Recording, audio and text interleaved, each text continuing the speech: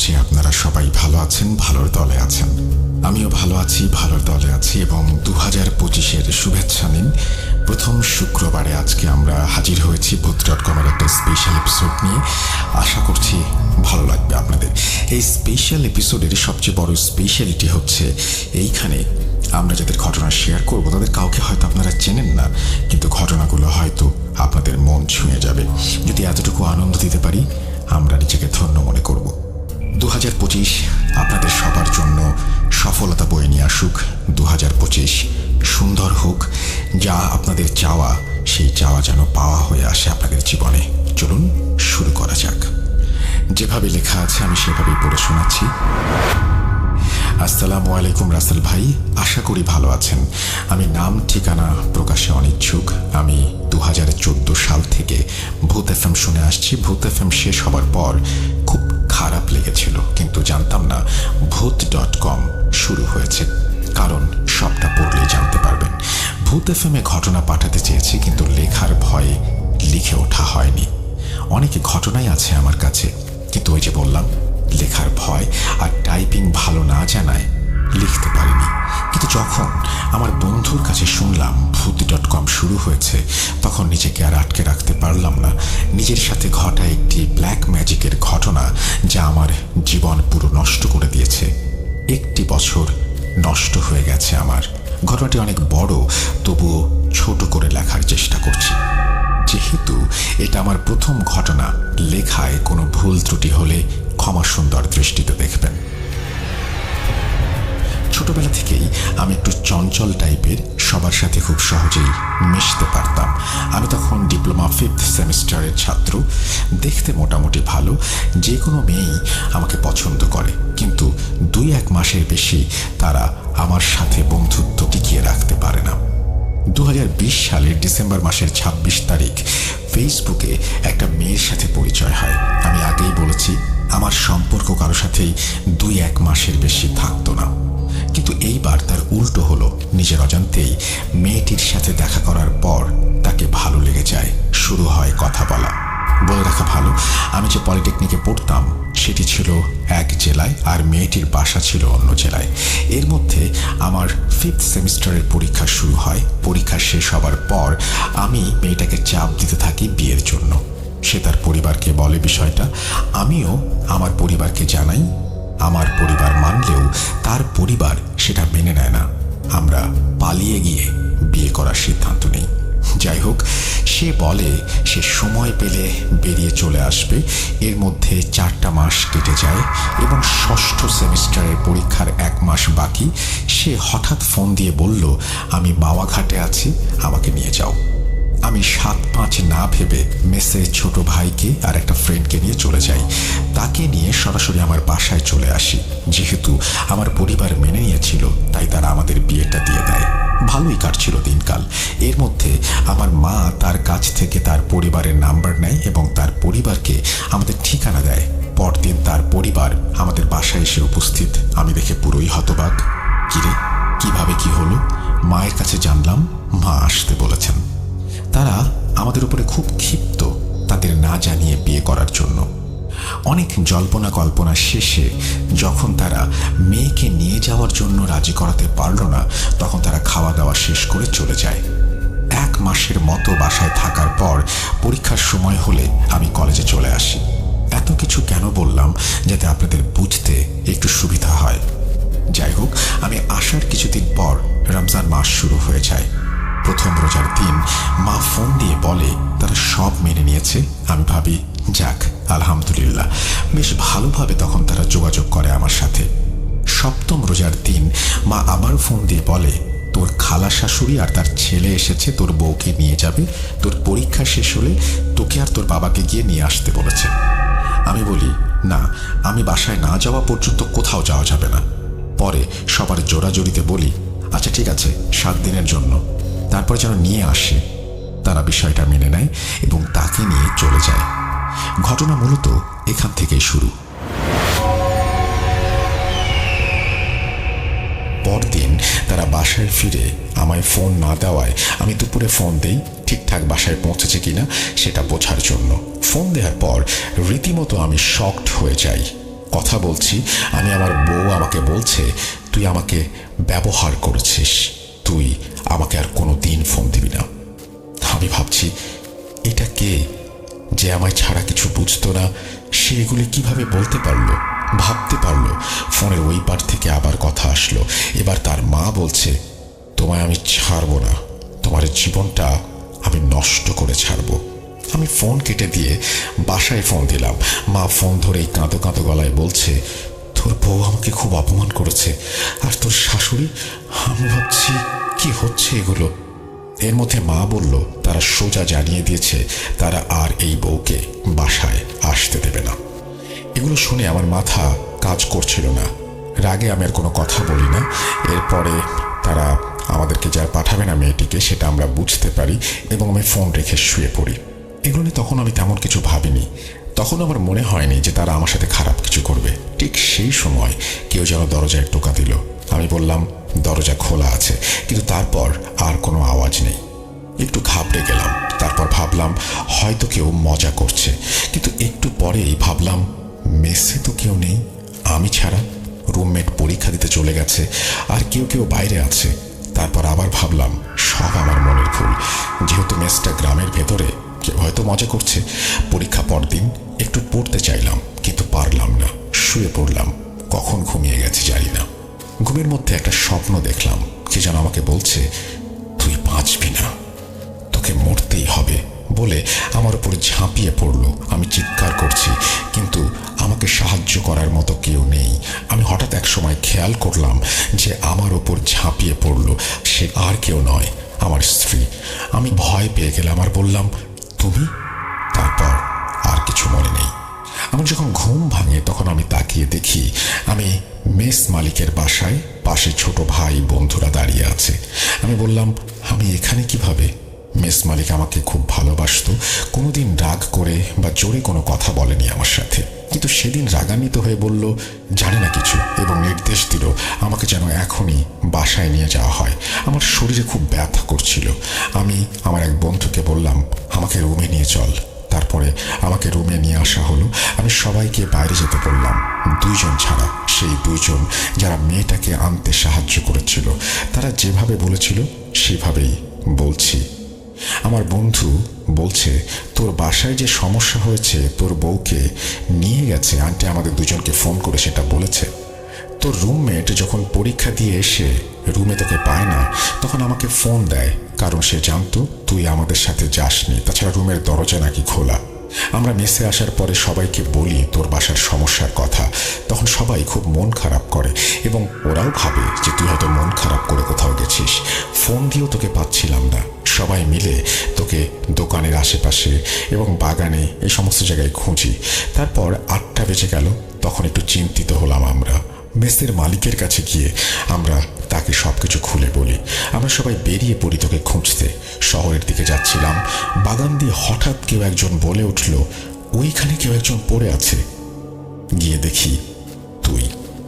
সবাই দেখি তোর চোখ একদম লাল, তোর মুখ ফ্যাকাশে। তোকে মেস মালিকের বাসায় নিয়ে যাই। এই বলে আমার বন্ধু বলল তুই যে পথে যাচ্ছিস সেখান থেকে ফিরে আয়। আমি অবাক হয়ে বললাম কোন পথে? তখন সে বলল তুই যে নেশা শুরু করেছিস এটা ভাবিনি, বাদ দে এসব। কথা শুনে আমি অবাক হয়ে গেলাম। আমি ওদেরকে বোঝানোর চেষ্টা করলাম এবং সেই সময় আমি বুঝতে পারলাম যে মেস মালিক কেন আমার উপরে রেগেছিল। আমি খুব হতাশ হয়ে ভাবি কি হলো এগুলো? তাহলে কি এটা স্বপ্ন ছিল? তারপর থেকে আমি বুঝতে পারছিলাম আমার সাথে সব সময় কে যেন থাকে, এমন কিছু ফিল করি। সেদিন রাতে ঘুমাতে পারিনি। পরের দিন পরীক্ষা দিয়ে আসার পর আমার খুব খারাপ লাগে, কিছু করার ছিল না। তারপর থেকে প্রতিদিন দুপুরে কেমন করে যেন ঘুমিয়ে যেতাম। সেই স্বপ্ন আর সেই ঘটনা ফিরে ফিরে আসতো। মূলত সবাই রেগে গিয়েছিল আমার প্রতি। কারোর সাথে কথা বলতাম না। 2টি পরীক্ষাও দেইনি। সবাই ভাবে আমি নেশা করছি। এক পর্যায়ে মেস মালিক আমার বাসায় খবর দেয়। বাসা থেকে বাবা মা এসে সবটা শুনে আমায় বুঝিয়ে রেখে আসবে, কিন্তু মেস মালিক বলে আমি এমন ছেলেকে মেসে রাখবো না, সে নেশা করে, আমার মেসের নাম খারাপ হবে। মা বাবা অনেক চেষ্টা করে অন্য মেসে রাখার জন্য, কিন্তু কেউ রাখতে চায় না। কারণ কলেজ সহ পুরো এলাকায় সবাই জানতো আমি নেশা করা শুরু করেছি। বাবা সব আশা ছেড়ে দিয়ে আমাকে বাসায় নিয়ে আসলো। আমি বাসায় সবটা বললাম। আমার সাথে এমন হয় তারা কেউ বিশ্বাস করে না, আমার কথা তারা কেউ আমলে নেয় না। তারা সবাই ধরে নেয় আমি নেশা শুরু করেছি। কি একটা অবস্থা! বিশ্বাস করবেন না, আমি নিজেকে অসহায় ভাবতে শুরু করি। বাসায় আসার পর 4 দিন কিছু হয়নি। 5 দিনের দিন রাতে আমি ফোন চাপছিলাম, হঠাৎ মনে হলো জানলা দিয়ে কিছু একটা ঢুকলো। আমি তেমন কিছু না ভেবে জানালা হালকা খোলা ছিল, বন্ধ করে দিলাম। এর কিছুক্ষণ পর মনে হলো কোনো একটা মেয়ে আমার টেবিলের পাশে দাঁড়িয়ে কাঁদছে। আমি প্রচণ্ড রকমের ভয় পাই। রুমের আলো জ্বালিয়ে যেটা দেখতে পাই সেটা দেখার জন্য আমি প্রস্তুত ছিলাম না। আমি দেখলাম আমার স্ত্রী দাঁড়িয়ে কাঁদছে। ভয়ে আমি শীতল হয়ে যাই। কি বলবো, কাকে ডাকবো কিছুই বুঝতে পারছি না। আমার মুখ দিয়ে কোনো কথা বের হচ্ছে না। কান্না থামিয়ে হাসি শুরু করলো মেয়েটি। বলল, মরবি, তুই মরবি। আমি কি করব ভাবতে পারছিলাম না। হঠাৎ করে মায়ের ডাক শুনে শান্তি এলো মনে। তাকিয়ে দেখি সে নেই। মায়ের কথা শুনে দরজা খুলে দেখি মা বাইরে দাঁড়ানো। মা বলল, তোর দাদি খুব অসুস্থ, দেখে আসি চল। আমি বললাম, বাবা যাবে না? মা বলল, তোর বাবা আগেই গেছে। আমি ফোনের দিকে তাকিয়ে দেখি 11:49 মতো বাজে। কিছু না ভেবে মায়ের সাথে চলে গেলাম। দেখলাম মা দাদি বাড়ি না গিয়ে রাস্তা দিয়ে হেঁটে পুকুরের দিকে যাচ্ছে। বলে রাখা ভালো, আমাদের এদিকে আবাদি জমি নেই বললেই চলে, সব পুকুর। আমি মাকে ডাকতে ডাকতে পেছনে পেছনে যাচ্ছি। হঠাৎ মা আমাদের বাড়ির পাশে বাঁশ ঝাড়ে এসে থেমে বলে, দাদিকে দেখবি? বলে একটা বিকট হাসি দেয়। আমি মায়ের এমন আচরণ দেখে বললাম, তোমার কি হয়েছে মা, এমন করছো কেন? তখন মা বলছে, তোকে তোর বউয়ের কাছে রেখে যাচ্ছি, বলে আবার হাসতে শুরু করে। আমি ভয়ে ভয়ে মায়ের দিকে তাকিয়ে দেখি কি ভয়ঙ্কর সেই চেহারা। ওটা আমার মা না, আমার দাদি। একটু পিছনে এসে দেখি আমার শাশুড়ি। আমি আমার মাথায় হাত দিয়ে সেখানে বসে পড়ি। কিছুক্ষণ পর খেয়াল করলাম পাশে কেউ নেই। বাসার দিকে যাওয়ার জন্য চেষ্টা করছি, কিন্তু এর মধ্যে ঘটল আর এক ঘটনা। একটা মানুষ বাঁশের ওপর বসে আমার নাম ধরে ডাকছে। আমি আবার ভয়ে শিউরে উঠলাম।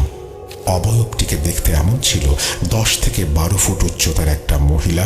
চুলগুলো লম্বা, মাটিতে ঝুলে আছে এবং অনেকখানি বাঁশের সাথে পেঁচিয়ে আছে। আমি নিজেকে ধরে রাখতে পারলাম না, জ্ঞান হারিয়ে ফেললাম। জ্ঞান ফিরলে আমি আমার রুমে নিজেকে আবিষ্কার করি। আমি সবাইকে বলি কি হয়েছিল আমার সাথে। আমার সাথে ঘটা সব ঘটনা সবাই শোনে। বলে বউয়ের জন্য আমি পাগল হয়ে গেছি, আবল তাবল কথা বলছি। কিন্তু মা তো মা, আমার কথাটা সে বিশ্বাস করে। বাবাকে বলে, বাবা অনেক রেগে যায় আর গালাগালি করে। মা বাবাকে বলে, শোনো, ওর কথা বিশ্বাস করো। না করে কি করবে? গেটে তালা চাবি লাগিয়ে তোমার কাছেই রাখো তাহলে। ও ইচ্ছে হলে যে বাইরে যাবে তার আর উপায় থাকবে না। আর 2 দিন পর জ্ঞান ফিরল। বাবা সেটাও কেন যেন বিশ্বাস করতে চাইছিল না। সেদিন থেকে আমার খুব জ্বর আসে। 1 সপ্তাহ পার হলেও জ্বর ভালো হয় না। আমি কিছু খেতে পারতাম না, বমি হয়ে যেত। তখন আমার ওজন অনেক কমে যায়, আমি একদম রোগা হয়ে যাই। আমার ওজন ছিল 68 কেজি, সেই ওজন 53 কেজি হয়ে যায়। শরীরে হাড় ছাড়া কিছু ছিল না। মা এগুলো দেখে সহ্য করতে না পেরে আমার এক চাচা কবিরাজ ছিল, তার কাছে নিয়ে যায় চিকিৎসার জন্য। তিনি আমাকে দেখে বলেন, আগে নিয়ে আসেননি কেন? একদম শেষ হয়ে গেছে। আমাকে 2 দিন সময় দিন, কি হয়েছে জানাবো। আমরা বাসায় চলে আসি। সেদিন রাত থেকে কি কি ঘটেছে আমার মনে নেই। চলেন আমার মা যেভাবে বলেছে সেভাবেই শুনি। সেদিন যখন তোর চাচার কাছে নিয়ে আসি, রাতে তোর বাবা বাজার থেকে এসে তোকে দেখতে যায় তোর রুমে। তখন তুই নাকি তোর বাবাকে অনেক খারাপ ভাষায় গালাগালি করেছিস। তোর বাবা তোকে একটা থাপ্পড় মেরে রুম থেকে আসতে যাবে, তখন তুই নাকি মোটা গলায় বলেছিস, মারলি তো, মরবো তো, আমি এমনি মরবো। তারপর বাবা রুম থেকে রাগ করে বেরিয়ে আসে, আমাকে এসে সব কথা বলে। আমি তোর বাবাকে অনেক বুঝিয়ে ঘুমাতে পাঠাই। রাত 3টার দিকে একটা স্বপ্ন দেখে ঘুম থেকে জেগে উঠি। উঠে দেখি তোর বাবাও বসে আছে। জিজ্ঞেস করলাম কি হয়েছে। তোর বাবা বলল, স্বপ্ন দেখলাম, কি যেন বলছে তোর বড় ছেলেকে নিয়ে যাব, কেমন করে বাঁচাস দেখব। আমি হতাশ হয়ে তোর বাবাকে বললাম, আমিও এই স্বপ্নটাই দেখেছি। তখন তোর বাবা বলে, তোমরাই ঠিক ছিলে, কালোর চাচার কাছে যাব। তখন আমি বললাম, আমি তোমার ছেলেকে নিয়ে গিয়েছিলাম তোমার ভাইয়ের কাছে। 2 দিন সময় চেয়েছে সে। 2 দিন পর তোর বাবা আর আমি তোকে নিয়ে তোর চাচার বাসায় যাই, কিন্তু তুই কিছুতেই যেতে চাইছিলি না। তারপর হঠাৎ হাসি দিয়ে বললি, চল, কোথায় নিয়ে যাবি? কেউ কিছু করতে পারবে না, আমি মরবই। তারপর তোর চাচার বাসায় যাই। তোর চাচা যেটা বলে সেটা শোনার জন্য আমরা মোটেও প্রস্তুত ছিলাম না। তোর চাচা বলে তোকে নাকি কালো জাদু করা হয়েছে, কিন্তু কে করেছে, কিভাবে করেছে সেটা সে বলতে পারবে না, আর সে কিছু করতেও পারবে না, কারণ সে যা জানে তা দিয়ে পেরে ওঠা সম্ভব না। তোর বাবা হতাশ হয়ে বলে, তাহলে কি কোনো উপায় নেই? তখন তোর চাচা বলল, সে একজন কবিরাজকে চেনে, তিনি অনেক বড় বড় কাজের সমাধান করেছেন। এই কথা বলার পর দেখি তুই পাশের রুম থেকে হাসছিস আর বলছিস, চল, কোথায় নিয়ে যাবি? এর মধ্যে তোর চাচার গলা চেপে ধরেছিস তুই। তোর চাচা কি যেন দিয়ে তোর মাথায় আঘাত করতেই তুই একদম থেমে গেলি। আমরা আর দেরি না করে তোকে নিয়ে সেই কবিরাজের বাসায় চলে যাই। কবিরাজ বলে, আমি এগুলো বাদ দিয়ে দিয়েছি, করি না। কিন্তু তোর চাচাকে দেখে আর তোর দাদার নাম বলার সাথে সাথে বলে, আমার বন্ধুর নাতি যখন বিপদে পড়েছে, সাহায্য তো করতেই হবে। তখন তোর চাচা সব খুলে বলে, আর বলে তোর জিন বলেছে যে ওর সাথে কালো জাদু করা হয়েছে, কিন্তু এর বেশি আর কিছু জানতে পারেনি। তখন কবিরাজ বলল, একটু বসো তোমরা, আমি আসছি। 10-15 মিনিট পর কবিরাজ এসে বলল, তোমার ছেলে একটা মেয়েকে বিয়ে করেছে। আমি বললাম, হ্যাঁ, কিন্তু ডিভোর্সও হয়ে গেছে, আর ওরা ডিভোর্স লেটার পাঠিয়ে দিয়েছে। মা আমায় বলেছে তোর কিছু মনে নেই, তোর ডিভোর্স পেপারের খবর তুই জানিসও না। মা আবার বলা শুরু করলো। কবিরাজ তখন বলল, হ্যাঁ, সব জানি আমি, ওর ওপর সত্যিই কালো জাদু করা হয়েছে, আর এটা করা হয়েছে অনেক খারাপভাবে। আমি তখন বললাম, কে করেছে এই কাজ বলবেন? কবিরাজ বললেন, এখনো জানতে পারিনি, তবে জেনে যাব। ওর ওপর কালো জাদু করা হয়েছে, তাতে 2টো খাসি বলি দিয়ে একটা খারাপ আর একটা শক্তিশালী জিনকে আহ্বান করা হয়েছে। ওকে মেরে ফেলার জন্য এসব করা হয়েছে, আর এতে ব্যবহার করা হয়েছে ওর মাথার চুল, শ্মশানের মাটি আর ওর ব্যবহৃত একটি জামা। এগুলো এক জায়গায় করে খাসির রক্ত দিয়ে 49টি তাবিজ পুঁতে দেওয়া হয়েছে। তোমরা ওকে নিয়ে বাসায় যাও, আমি 6 তারিখ তোমাদের বাসায় যাব। আর 2টি তাবিজ দিয়ে বলে, এগুলোর মধ্যে একটা ওর হাতে বেঁধে দাও, আর একটা দরজার সামনে রাখবে। তখন আমি বলি, ঠিক আছে, কিন্তু এই কাজ কে করেছে, আর আমার ছেলের চুল আর জামা কোথায় পেল তারা? তখন কবিরাজ বলে, সব 6 তারিখে জানতে পারবে। আমরা বাসায় চলে আসি, কিন্তু ভুল করে ফেলি একটা, সেটি হলো তাবিজ একটা হারিয়ে ফেলি, আর একটা তো কবিরাজ নিজেই তোর হাতে পরিয়ে দিয়েছিল, তাই ওটা তোর হাতেই ছিল। তোর চাচা বলে, ওর সাথে তো তাবিজ আছে, কিছু হবে না, আল্লাহ ভরসা। কবিরাজের বাসায় থাকতে তুই কোনো কথা বলিসনি। বাসায় আসার পর তোর চাচার কথা শুনে বিকট শব্দে হাসি দিয়ে গালি দিতে শুরু করলি। কিছু করতে পারবি না, যা যা, তোরা যা, আমার কোনো সমস্যা নেই। ভাবছিলাম তাবিজ দেয়া আছে, তাই কোনো সমস্যা হবে না, কিন্তু দ্বিতীয় তাবিজের কথা মনেই ছিল না। সকালেও তুই স্বাভাবিকভাবে খাবার খেলি, কিন্তু কে জানে দুপুরে এত বড় ক্ষতি হয়ে যাবে। দুপুরে তোর রুমে গিয়ে দেখি বিষের গন্ধে রুমে ঢোকা যাচ্ছে না। তোকে বললাম, কি করছিস তুই? তুই মোটা গলায় বললি, বিষ খেয়েছি। খাবি? বলেছিলাম না নিয়ে যাব বলে হাসতে শুরু করলি। আমি চিৎকার করায় সবাই এসে তোকে জোর করে হাসপাতালে নিয়ে যেতে চায়, কিন্তু কেউ পারছিল না। আল্লাহর অশেষ দয়ায় 25-30 জন লোক কাজ শেষ করে বাসায় ফিরছিল। তারা ধরাধরি করে তোকে নিয়ে যায় ডাক্তারের কাছে। যাওয়ার পর তোকে ওয়াশ করা হয়। তুই একদম সুস্থ হয়ে গিয়েছিলি, একাই বাসায় চলে এসেছিলি। কিন্তু পরদিন সকাল থেকে এমন ঝাঁকুনি শুরু হয়, আবার মেডিকেলে ভর্তি করা হয় তোকে। সবাই অনেক চিন্তায় পড়ে গিয়েছিল তোকে নিয়ে। ডাক্তাররাও কেউ বলতে পারছিল না কি হয়েছে, কি করা যেতে পারে। এমন আচরণ দেখে ডাক্তার বা আশেপাশের মানুষও ভয় পেত। এসবই তোর বাবার মুখে শোনা, আমায় তো যেতে দেয়নি।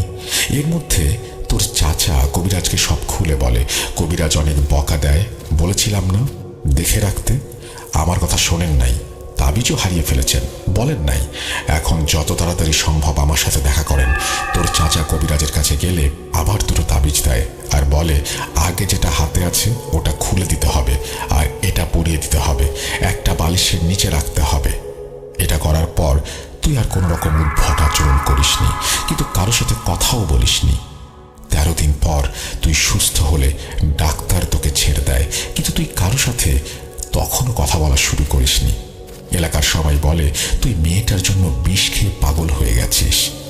যাই হোক, কবিরাজ তুই সুস্থ হওয়ার 5 দিন পর আসে, অর্থাৎ নভেম্বরের 23 তারিখ। তখন তিনি তোর রুমে ঢুকে তোকে আনতে বলে। তোকে একটা গোল বৃত্তের মধ্যে বসানো হয়। তিনি বলেন, 1 ঘন্টা আমি একে আটকে রাখতে পারবো। এর মধ্যে জোড়া খাসি একদমে কিনতে হবে, আর 1 মণ মিষ্টি, 3 হাত কাফনের কাপড় লাগবে। আধা ঘন্টার মধ্যে এসব ব্যবস্থা করতে হবে। তোর বাবা যায় মিষ্টি আর কাফনের কাপড় আনতে, আর তোর মামা আসে। সেদিন তোর মামা বের হয় খাসি কিনতে। এর মধ্যে কবিরাজ তোর চাচাকে বলে তোর পেছনে বসতে, আর আমাকে একটা সাইডে বসতে বলে। তারপর তোর ওপর সেই জিনটাকে হাজির করা হয়। জিজ্ঞেস করে তুই এই ছেলেকে ছেড়ে যেতে চাস কিনা, কেন এর ক্ষতি করছিস। তখন মেইলি কণ্ঠে তুই বললি, আমার কাজ শেষ না হওয়া পর্যন্ত আমি যাব না। তখন কবিরাজ বলে তুই যাবিও এবং সব বলবিও। এই বলে ব্যাগ থেকে জমজম কূপের পানি বের করে কি যেন পড়ে ছিটিয়ে দেয়। তখন তুই বললি, বেশিক্ষণ আটকে রাখতে পারবি না আমাকে, আমি বের হলে কি হবে জানিস তো। তখন কবিরাজ আবার পানি ছিটিয়ে দেয়, বলে বের হতো। আমি জানি তোকে কে পাঠিয়েছে, কিন্তু আমি তোর মুখ থেকে শুনবো। কিন্তু কবিরাজ কোনোভাবেই বলাতে পারছিল না। এর মধ্যে তোর মামা আর বাবা এসে পড়ে। 40 মিনিট লেগেছিল তাদের এগুলো জোগাড় করে নিয়ে আসতে। কবিরাজ সাথে সাথে তোর চাচাকে ইশারা করে। তোর চাচা তোর বাবার কাছ থেকে কাফনের কাপড় নিয়ে কিছু অংশ কেটে তোর চোখে বেঁধে দেয়, আর খাসিটা তোর সামনে রেখে দেয়। বাকি কাফনের অংশে তোর নাম আর কি যেন লেখে এবং খাসির ওপর দিয়ে দেয়। তারপর সাথে সাথে তুই একদম ছোটাছুটি শুরু করে দিস। এর মধ্যে তোর চাচা 1 কোপে কাফনে জড়ানো খাসির গলা কেটে দেয়। তুই হাসতে হাসতে টলে পড়ে যাস। কবিরাজ সাথে সাথে তোকে তুলে বৃত্তের মধ্যে বসায়, তোকে তোর রুমে রেখে আসতে বলে। তিনি বলেন আর কোনো সমস্যা হবে না, ওকে নিয়ে যান। ওই জিন এখন বৃত্তের মধ্যে, এই খাসিটির ভেতর ওকে বন্দি করা হয়েছে, কোনো সমস্যা নেই। তোকে রুমে রেখে আসার পর দেখলাম কবিরাজ বোতলের মুখ আটকে বলল, জিনটিকে এখানে বন্দি করা হয়েছে, তোমরা মুক্ত, তোমাদের ছেলের সাথে আর কোনো সমস্যা হবে না। কি ভাবছেন ঘটনা এখানে শেষ? না, আর একটু বাকি আছে। মা আবার বলছে। তখন আমি কে এটা জানতে চাইলাম কবিরাজের কাছে। কবিরাজ বলেন, বলবো কি করেছে এই কাজ। তার আগে রুমের আলোগুলো বন্ধ করেন। কেউ এই রুমে প্রবেশ করলে সবাই সালাম দেবেন। তারপর 5 মিনিট পর তাকে জিজ্ঞেস করবেন কে এই কাজ করেছে। কবিরাজ কি যেন সব পড়লেন আর আলো বন্ধ করতে বললেন। আলো বন্ধ করার কিছু সময় পর সাদা জুব্বা পরা একজন লোক রুমে প্রবেশ করলো। আমরা সবাই তাকে সালাম দিলাম। তিনি মিষ্টি ভাষায় সালামের উত্তর দিলেন। তারপর 5 মিনিট পর তোর বাবা জিজ্ঞেস করলো, আমার ছেলের সাথে এমন কাজ কে করেছে। তিনি বললেন, তোর ছেলের শাশুড়ি। শুনে আমরা সবাই হতবাক হয়ে গেলাম, মানুষ এতটা নিষ্ঠুর। তোর বাবা আবার জিজ্ঞেস করলো, তাহলে চুল আর জামা কোথায় পেল তারা। তখন তিনি বললেন, তোরা মেয়েটাকে ভুল বুঝিস না, আর মেয়েটি তোর ছেলের মতোই কালো জাদুতে আসক্ত হয়ে গেছে। তার মা তাকে পুরো নিজের বশে নিয়ে এসেছে। মেয়েটি সত্যিই তোর ছেলেকে ভালোবাসত। তোর ছেলের জামা আর চুল ওই মেয়েটি নিয়ে গিয়েছিল, আর অনেক কিছুই মেয়েটির কাছে ছিল, তার মা সব ফেলে দিয়েছে। এগুলো থাকার কারণে কাজটি খুব সহজে করাও গিয়েছে। ছেলের কাছেও মেয়েটির চুল আছে, ছেলের মানি ব্যাগে। জিনটি তোর ছেলেকে মারার জন্য ওই মেয়ের রূপ নিয়ে আসতো। লোকটি নিমিষেই এসব কথা বলে হারিয়ে যায়। তখন কবিরাজ বলে, ওটা একটা জিন ছিল যেটা কবিরাজের সাথে থাকে। এগুলো শোনার পর সবাই একদম চুপ হয়ে যায়, কেউ কোনো কথা বলে না। কবিরাজ তার কাজ শেষ করে তাকে একটা তাবিজ দেয়, আর 2 মাস গরুর মাংস খেতে বারণ করে। তাকে হাদিয়া দিতে গেলে মুচকি হাসি দিয়ে বলে, লাগবে না, আমি কাজটা করতাম না, বাদ দিয়ে দিয়েছিলাম। সেগুলো কিন্তু আমার বন্ধুর নাতি, এই জন্যই করেছি। এই বলে কবিরাজ চলে যায় আর তোকে দেখে রাখতে বলে। মায়ের মুখ থেকে এগুলো শুনে আমি ভাবি, আমার পছন্দ ছিল না, ভালো কথা, কিন্তু এগুলো করে আমাদের বিচ্ছেদ ঘটানোর খুবই কি দরকার ছিল। এগুলোর তো কোনো প্রমাণ থাকে না, তাই কোনো রকম অভিযোগও কারো কাছে করা যায় না। আমার বাবা ক্ষিপ্ত হয়ে তাদের ওপর কালো জাদু করতে চেয়েছিলেন, কিন্তু মা বলেন, কি দরকার, যেটা ওরা করেছে আমরাও যদি তাই করি, আমার ছেলে তো বেঁচেই গিয়েছে, এটা মহাপাপ। আল্লাহ আমাদের মাফ করুন, কেউ যদি পাপ করে থাকে তাকেও মাফ করুন। আসলে আমরা জেনে শুনে কেন পাপ করব? কালো জাদু কি জিনিস আমরা হাড়ে হাড়ে টের পেয়েছি। এই কাজ কেউ করবেন না, খুবই খারাপ কাজ। আমি এখনো অসুস্থ, আমার জন্য সবাই দোয়া করবেন। অসুস্থ অবস্থায় লিখলাম, সিলেক্ট হলে জানাবেন, আর লেখায় ভুল ত্রুটি হলে ক্ষমা সুন্দর দৃষ্টিতে দেখবেন। এই বলে তিনি তার ঘটনা শেষ করেছেন। ধন্যবাদ আপনাকে আপনার ঘটনার জন্য। আশা করছি আমাদের এই ঘটনাটি যারা শুনলেন তাদেরও ভালো লেগেছে। আমরা সরাসরি চলে যাব আমাদের পরবর্তী ঘটনায়। আশা করছি আমাদের সঙ্গেই থাকবেন।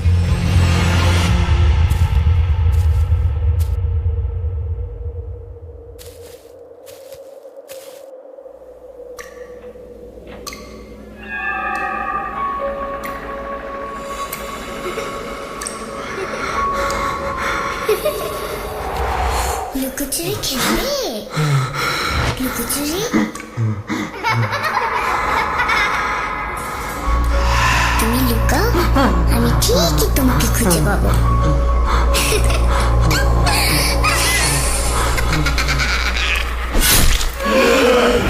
ভূত.com with রাসেল। Welcome back. আপনাদের সবাইকে স্বাগত জানাচ্ছি, আমি রাসেল। আশা করছি আপনারা সবাই ভালো আছেন, ভালোর দলে আছেন। আমিও ভালো আছি, ভালোর দলে আছি। এবং এখন সরাসরি চলে যাব অডিও ক্লিপে। আশা করছি আপনারা প্রথম থেকে শেষ পর্যন্ত আমাদের সঙ্গেই থাকবেন। কোনো কথা না বলে চলুন সরাসরি চলে যাই ঘটনায়। আসসালামু আলাইকুম, আমি পোল্যান্ড থেকে সাবরিনা বলছি। আমি আসলে ভূত FM, ভূত.com দুটারই ভীষণ ফ্যান। আমার প্রতিদিন একটা এপিসোড হলেও ভূত.com এর আমার শুনতে হয়। বিশেষ করে আমি রান্না করার টাইমে তো ভূত.com একটা কমন জিনিস, যেটা চলবে আর আমি রান্না করব। তো আর অবশ্যই অরিজিনাল যে পেজটা আছে সেটাই সাবস্ক্রাইব করা, সেটা থেকেই শুনি। যদিও সময়ের একটা পার্থক্যের কারণে আমি লাইভ শোগুলো শুনতে পারি না, তো পরে রেকর্ডের যে শোগুলো থাকে সেগুলো আসলে শুনতে হয়। যাই হোক, আমার সাথে আল্লাহর রহমতে কখনো কোনো কিছু আমি ফেস করি না, আমি কখনো কোনো ঘটনা এরকম ঘটে নাই, বা আমি প্রত্যক্ষদর্শী এরকমভাবে না। তবে আমি আজকে যে ঘটনাটা শেয়ার করব সেটা আমার বোনের ছেলের সাথে ঘটা। ওর নাম ইক্তিদার। তো ও আরও ছোটোবেলার ঘটনা আর কি। আমি আসলে জানি না ঘটনাটা ভয়ের কিনা বা হরর দিক থেকে ভয়ঙ্কর কিনা। বিষয়টা হচ্ছে যে হয় না যে ফ্যামিলির কাছের মানুষজনের যদি কোনো রকমের কোনো অস্বাভাবিকতা আমরা দেখি, তখন সেই জিনিসটা আসলে আমাদের জন্য ভয়ঙ্কর, সেটা মেনে নিতে আসলে কষ্ট লাগে।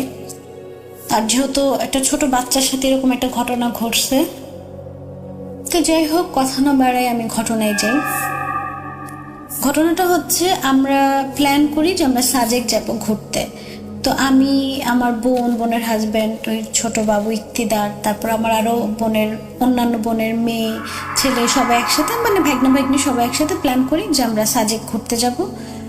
তো সাজেক যাওয়ার টাইমে যে ঘটনাটা হয়, এটা হয়তো বা অনেকে জানেন, আমি জানি না। আমি ওইবারই প্রথম আমার সাজেকের ট্যুর। এরপর আমরা আসলে বাসা থেকে কখনো কারো মনে টানে নাই, এরপর আমরা সাজেকের দিকে যাই ওই ঘটনার পরে।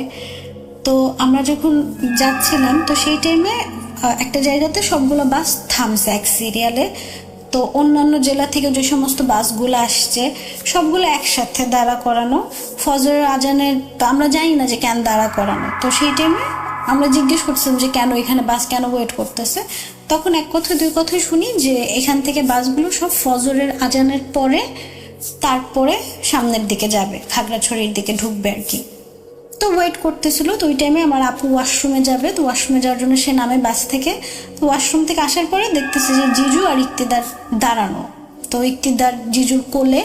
তো এমন টাইমে হুট করে ইক্তিদার, তখনও কিন্তু ফজরের আজান পড়ে নাই, তারও আগে, হুট করে ইক্তিদার ভাও ভাও এরকম বলে হাত দিয়ে একটা জায়গা দেখাইছে, আর সাথে সাথে ওর পুরো শরীর ঝাড়া দিছে, বলে মানে শরীর ঝাড়া দিয়ে উঠছে। তো আপু ভাবছে যে ওর হয়তো বা ঠান্ডা লাগতেছে। তো আপু জিজুরে বলতেছে যে ইক্তির আব্বু চলো আমরা বাসের ভিতরে চলে যাই, ইক্তিদারের হয়তো বা ঠান্ডা লাগতেছে। আবার সেই টাইমটা হয়তো বা নভেম্বর ডিসেম্বরের দিক ছিল, আমার আসলে টাইমটা ঠিক খেয়াল নেই, তবে হ্যাঁ ঠান্ডা ঠান্ডা ছিল ওয়েদার। তো বাসের মধ্যে চলে আসে। তো ছোট মানুষ, আমরা আসলে বুঝি নাই যে ও আসলে কিছু দেখে ভয় পাইছে বা কিছু, আমরা জানি না। তো আমরা ওই টাইম পর্যন্ত আমরা কিছুই জানি না। এটা হচ্ছে জিজু আর সীমা আপুর সামনে এই ঘটনাটা, মানে আমার আপুর সামনে এই ঘটনাটা ঘটছে। তো তারা বাসে চলে আসে। তো বাস ফজর আজানের পরে রওনা হয়ে আমরা খাগড়াছড়িতে নামি। খাগড়াছড়িতে নামার পর যেটা হয়, আমরা নেমে একটা খাবারের হোটেলে ঢোকার সাথে সাথে হয় কি, ইক্তিদার একদম মানে হুট করে ও খিঁচনি দেওয়া শুরু করে। ঠিক আছে, ফার্স্টে হয় ওর শরীর হাত পা একদম ছেড়ে দিছে, এরকম হাত পা ছেড়ে দিছে। তো এই অবস্থাতে আপু ওরে কোলে নেওয়া, তো দেখতেছে যে ও খিঁচনি দিচ্ছে, মানে এটা আমাদের চোখের সামনে দেখা, যে ওই এরকম ভাবে খিঁচনি দিচ্ছে। ওর হাত পা আমি দেখতেছি যে সোজা হয়ে গেছে, ওর মুখ দিয়ে লিটারালি ফেনা বের হওয়া শুরু করছে। আল্লাহ মাফ করুক। মানে এত ভয়ঙ্কর ছিল এই দৃশ্যটা আমাদের জন্য, এত কষ্টদায়ক ছিল যে একটা ছোট বাচ্চা ওর এরকম একটা সিন আমরা দেখতেছি ওই টাইমটাতে। তো আমরা তো ভয়ে শেষ, আল্লাহ আল্লাহ করতেছি, সূরা পড়তেছি, ফু দিচ্ছি, কি করবো আমরা ওই টাইম। ওখানে আমরা ফার্স্ট টাইম গেছি, আমরা জানিও না হসপিটাল কোন দিকে, কিচ্ছু বুঝতেছি না, মানুষজন একদম জড়ো হয়ে গেছে। এই অবস্থায় জিজু কি করলো, ওরে জ্যাকেট দিয়ে জাস্ট ধরে টাইট করে ঠান্ডার মধ্যে দৌড় দিছে বাইরের দিকে, যে ওরে হসপিটালের দিকে নিয়ে যাবে। তো ওই টাইমে একটা অটোওয়ালা তারা বলতেছে যে কোথায় যাবেন, তো বলতেছে যে হসপিটালে যাওয়ার, বাচ্চার অবস্থা ভালো না। তো অটোওয়ালা, আল্লাহ ওনার ভালো করুক, ওই ভদ্রলোক উনি বলতেছে যে আমার অটোতে উঠেন, আমি আপনারে নিয়ে যাই। তো উনি হসপিটালে নিয়ে যায়। হসপিটালে নেওয়ার সাথে সাথে বাবুরে সাপোজিটার দেওয়া হয়, অক্সিজেন লাগানো হয়, ওর জ্বর একদম মাথায় উঠে গেছে, এরকম অবস্থা। তো আফটার 3 or 4 hours বাবু একটু স্বাভাবিক হয়েছে। তো স্বাভাবিক হয়েছে, এদিক দিয়ে বিকেল হয়ে গেছে। তো আমরা তো আর তখন ব্যাকও করতে পারতেছি না। তো আমরা প্ল্যান করি যে পরের দিন সকালে আমরা ঢাকায় রওনা দিব, আমরা আর সাজেকের দিকে যাব না, খাগড়াছড়ি থেকে আমরা বাসার দিকে ব্যাক করব। তো বাবুকে নিয়ে আসছে হসপিটাল থেকে হোটেলে। তো তখন বাবু একদম নর্মাল, মানে সকালে যেরকম একটা কিছু, হ্যাঁ ওর শরীর দুর্বল বোঝা যাচ্ছে, বাট ও এমনি নর্মাল, খেলতেছে, খাইতেছে, আল্লাহর রহমতে সবকিছু স্বাভাবিক। তো সকালে রাত্রে থেকে ওর আবার জ্বর ওঠা শুরু হয়েছে, সকালে ওর জ্বর, ভীষণ জ্বর। সেই অবস্থাতেই আমরা ঢাকায় রওনা দিই, ঢাকায় চলে আসি। ঢাকায় আসার পরে যেটা হয় যে বাবু খালি ভয় পায়, ওর জ্বর থাকে, ও অসুস্থ থাকে আর ভয় পায়, আর এরকম হাত দিয়ে দিয়ে দেখায় যে ভাও ভাও ভাও এরকম করে, চিৎকার করে। তো আমরা বুঝতেছিলাম না, ডাক্তার দেখাইছে, ডাক্তার বলছে ওর অতিরিক্ত জ্বরের কারণে এরকম করতেছে। তো এটা আসলে সাইন্টিফিক ব্যাখ্যায় ডাক্তার বলছে যে ও জ্বর মাথা উঠে গেছিল, এর জন্য এরকম খিঁচনি হয়েছে, বা ওইদিকে অক্সিজেন লেভেল কম, বাচ্চার সমস্যা হয়েছে, এটা সাইন্টিফিক ব্যাখ্যা। তো তারপর ওর ভয় পাওয়া কমে না, ওর অসুস্থতা কমে না, এত ডাক্তার এত মেডিসিন কোনো কিছুতেই কাজ হচ্ছে না, ও ভয় পাচ্ছে। আর ভয় পাইলে ওর এরকম জ্বর আসে। তো ওরা তখন গাজীপুর থাকে, তো গাজীপুর থেকে ওরা আবার ঢাকায় নিয়ে আসছে আমাদের বাসায়। বাসায় আসার পরে আমাদের যে মসজিদের যে ইমাম সাহেব, তাকে ভাইয়া বলে যে আপনি একটু আসবেন হুজুর, ওরে একটু ঝেড়ে দেওয়ার জন্য বা দেখার জন্য যে কি হয়েছে। তো ইমাম সাহেব নিচে বসা আমাদের ড্রয়িং রুমে, আর উপরে বেডরুমে ইক্তিদার খেলতেছিল। তো ইক্তিদারকে উপর থেকে নিচে নিয়ে আসতেছে। তো ও জাস্ট সিঁড়ির এক সাইড থেকে ইমাম সাহেবকে দেখছে, দেখে ও চিৎকার শুরু করছে, লিটারালি ও জোরে জোরে চিল্লানো শুরু করছে। মানে ও থাকবে না, ও নিচে কোনোভাবেই থাকবে না, ওরে কেউ ধরে রাখবে না, মানে ও চিল্লাচিল্লি শুরু করছে, মানে ধরাও যাচ্ছে না, এরকম একটা অবস্থা। তো ইমাম সাহেব বললো আচ্ছা ঠিক আছে ঠিক আছে, ও হয়তো বা ভয় পাইতেছে, আচ্ছা ঠিক আছে ওরা উপরে নিয়ে যান। তো ওরা উপরে নিয়ে গেছে। তো যাওয়ার পরে ইমাম সাহেব যেটা বললো যে ও কোনো কিছু দেখে ভয় পাইছে, ও তো ছোট মানুষ, কথা তো বলতে পারেনি স্পষ্টভাবে বা ক্লিয়ার না যে ও বলবে যে কি দেখছে, বা খারাপ কিছু দেখছে ভালো কিছু, সেটা তো বলতে পারতেছে না। বাট যেটাই দেখছে ও হয়তো বা খারাপ কোনো কিছু দেখছে, যেটা দেখে ও ভয় পাইছে, আর ভয় পাওয়ার কারণে ও এরকম করতেছে। আর এরকম ও হয়তো কিছু দেখে, যেটা ওরা দেখা দেয়, আর ও এরকম ভাও ভাও বলে। তো এটা হলো ইমাম সাহেবের ব্যাখ্যা। তারপর ইমাম সাহেব হলো পানি পড়া দেয়। তো পানি পড়া দেওয়ার পরে আপু ও খেলতেছিল, তো পানি পড়া নিয়ে যে আমার ভাগ্নি হয়তো বা, হ্যাঁ আপু বা আমার ভাগ্নি, দুজনের একজন পানি পড়া উপরে নিয়ে গেছে। যাওয়ার পর ও খেলতেছিল, উল্টা দিকে ফিরে আর কি ও খেলতেছিল, তো পিছন থেকে জাস্ট ওর গায়ে পানি পড়াটা ছিটা দেওয়া হয়, আর ও চিৎকার করে ওঠে, এমন ভাবে চিৎকার, রাগ করতেছে, মানে খুব বিরক্ত হয়েছে, এরকম একটা ওর অ্যাটিটিউড ছিল ওই টাইমটায়। তো এরপরে আল্লাহর রহমতে ওদের বাসায় গাজীপুরে ইমাম সাহেবের যাওয়ার কথা ছিল বাসা বন্ধ করার জন্য। তো সেই টাইমে রাস্তার কাজটা যাওয়া অনেক আগের ঘটনা যেহেতু, তো টাইমেরও একটা বিষয় ছিল, যাওয়া হয় না। তো তবে এইখান থেকে নাকি কিভাবে বাসা বন্ধ করা যায়, তো ওইভাবে ইমাম সাহেব বাসাটা বন্ধ করে দিছে। তো আর পানি পড়া দেয়। আল্লাহর রহমতে দেখা গেছে এরপর থেকে বাবুর যে ভয় পাওয়ার যে বিষয়টা, সেই জিনিসটা রিকভার হয়েছে। আল্লাহর রহমতে সুস্থ ছিল, মানে রিকভার করছে আর কি। এখন আমি জানি না এটা ভয়ের ঘটনা বা ভয়ঙ্কর কোনো কিছু বা কি, তবে যেটা আমরা যতটুকু শুনছি বা যতটুকু দেখছি সেই প্রেক্ষিতে বললাম। কারণ ও যদি কোনো কিছু নাই দেখতো বা ওর সাথে যদি কোনো কিছু নাই হইতো, ও হয়তো বা এরকমভাবে হাত দিয়ে দিয়ে দেখায় কোনো কিছু বলতো না যে ও মানে ওইখানে কিছু একটা আছে, ও ভয় পাচ্ছে, এই জিনিসটা হয়তো ও প্রকাশ করতে পারতো না। বা ও ইমাম সাহেবকে দেখে এত রিয়াক্ট করার কিছু ছিল না, বা পানিটা দেওয়ার কারণে ওর রিয়াক্ট করার কিছু ছিল না। এখন বাকিটা আল্লাহ ভালো জানে। তবে আলহামদুলিল্লাহ বাবু সুস্থ আছে, এখন তো স্কুলে যায়, মাশাল্লাহ বড় হয়ে গেছে। তো সবাই দোয়া করবেন যেন বাবু সুস্থ থাকে, ভালো থাকে। আর আমার আরও কিছু ঘটনা আছে যেগুলা আমি অন্যান্য মানুষের কাছ থেকে শুনছি। আমার হাজব্যান্ডের সাথে একটা ঘটনা আছে, সেটা আমি অন্য সময় ইনশাল্লাহ আবার শেয়ার করব। সবাই ভালো থাকবেন। আল্লাহ হাফেজ। আসসালামু আলাইকুম।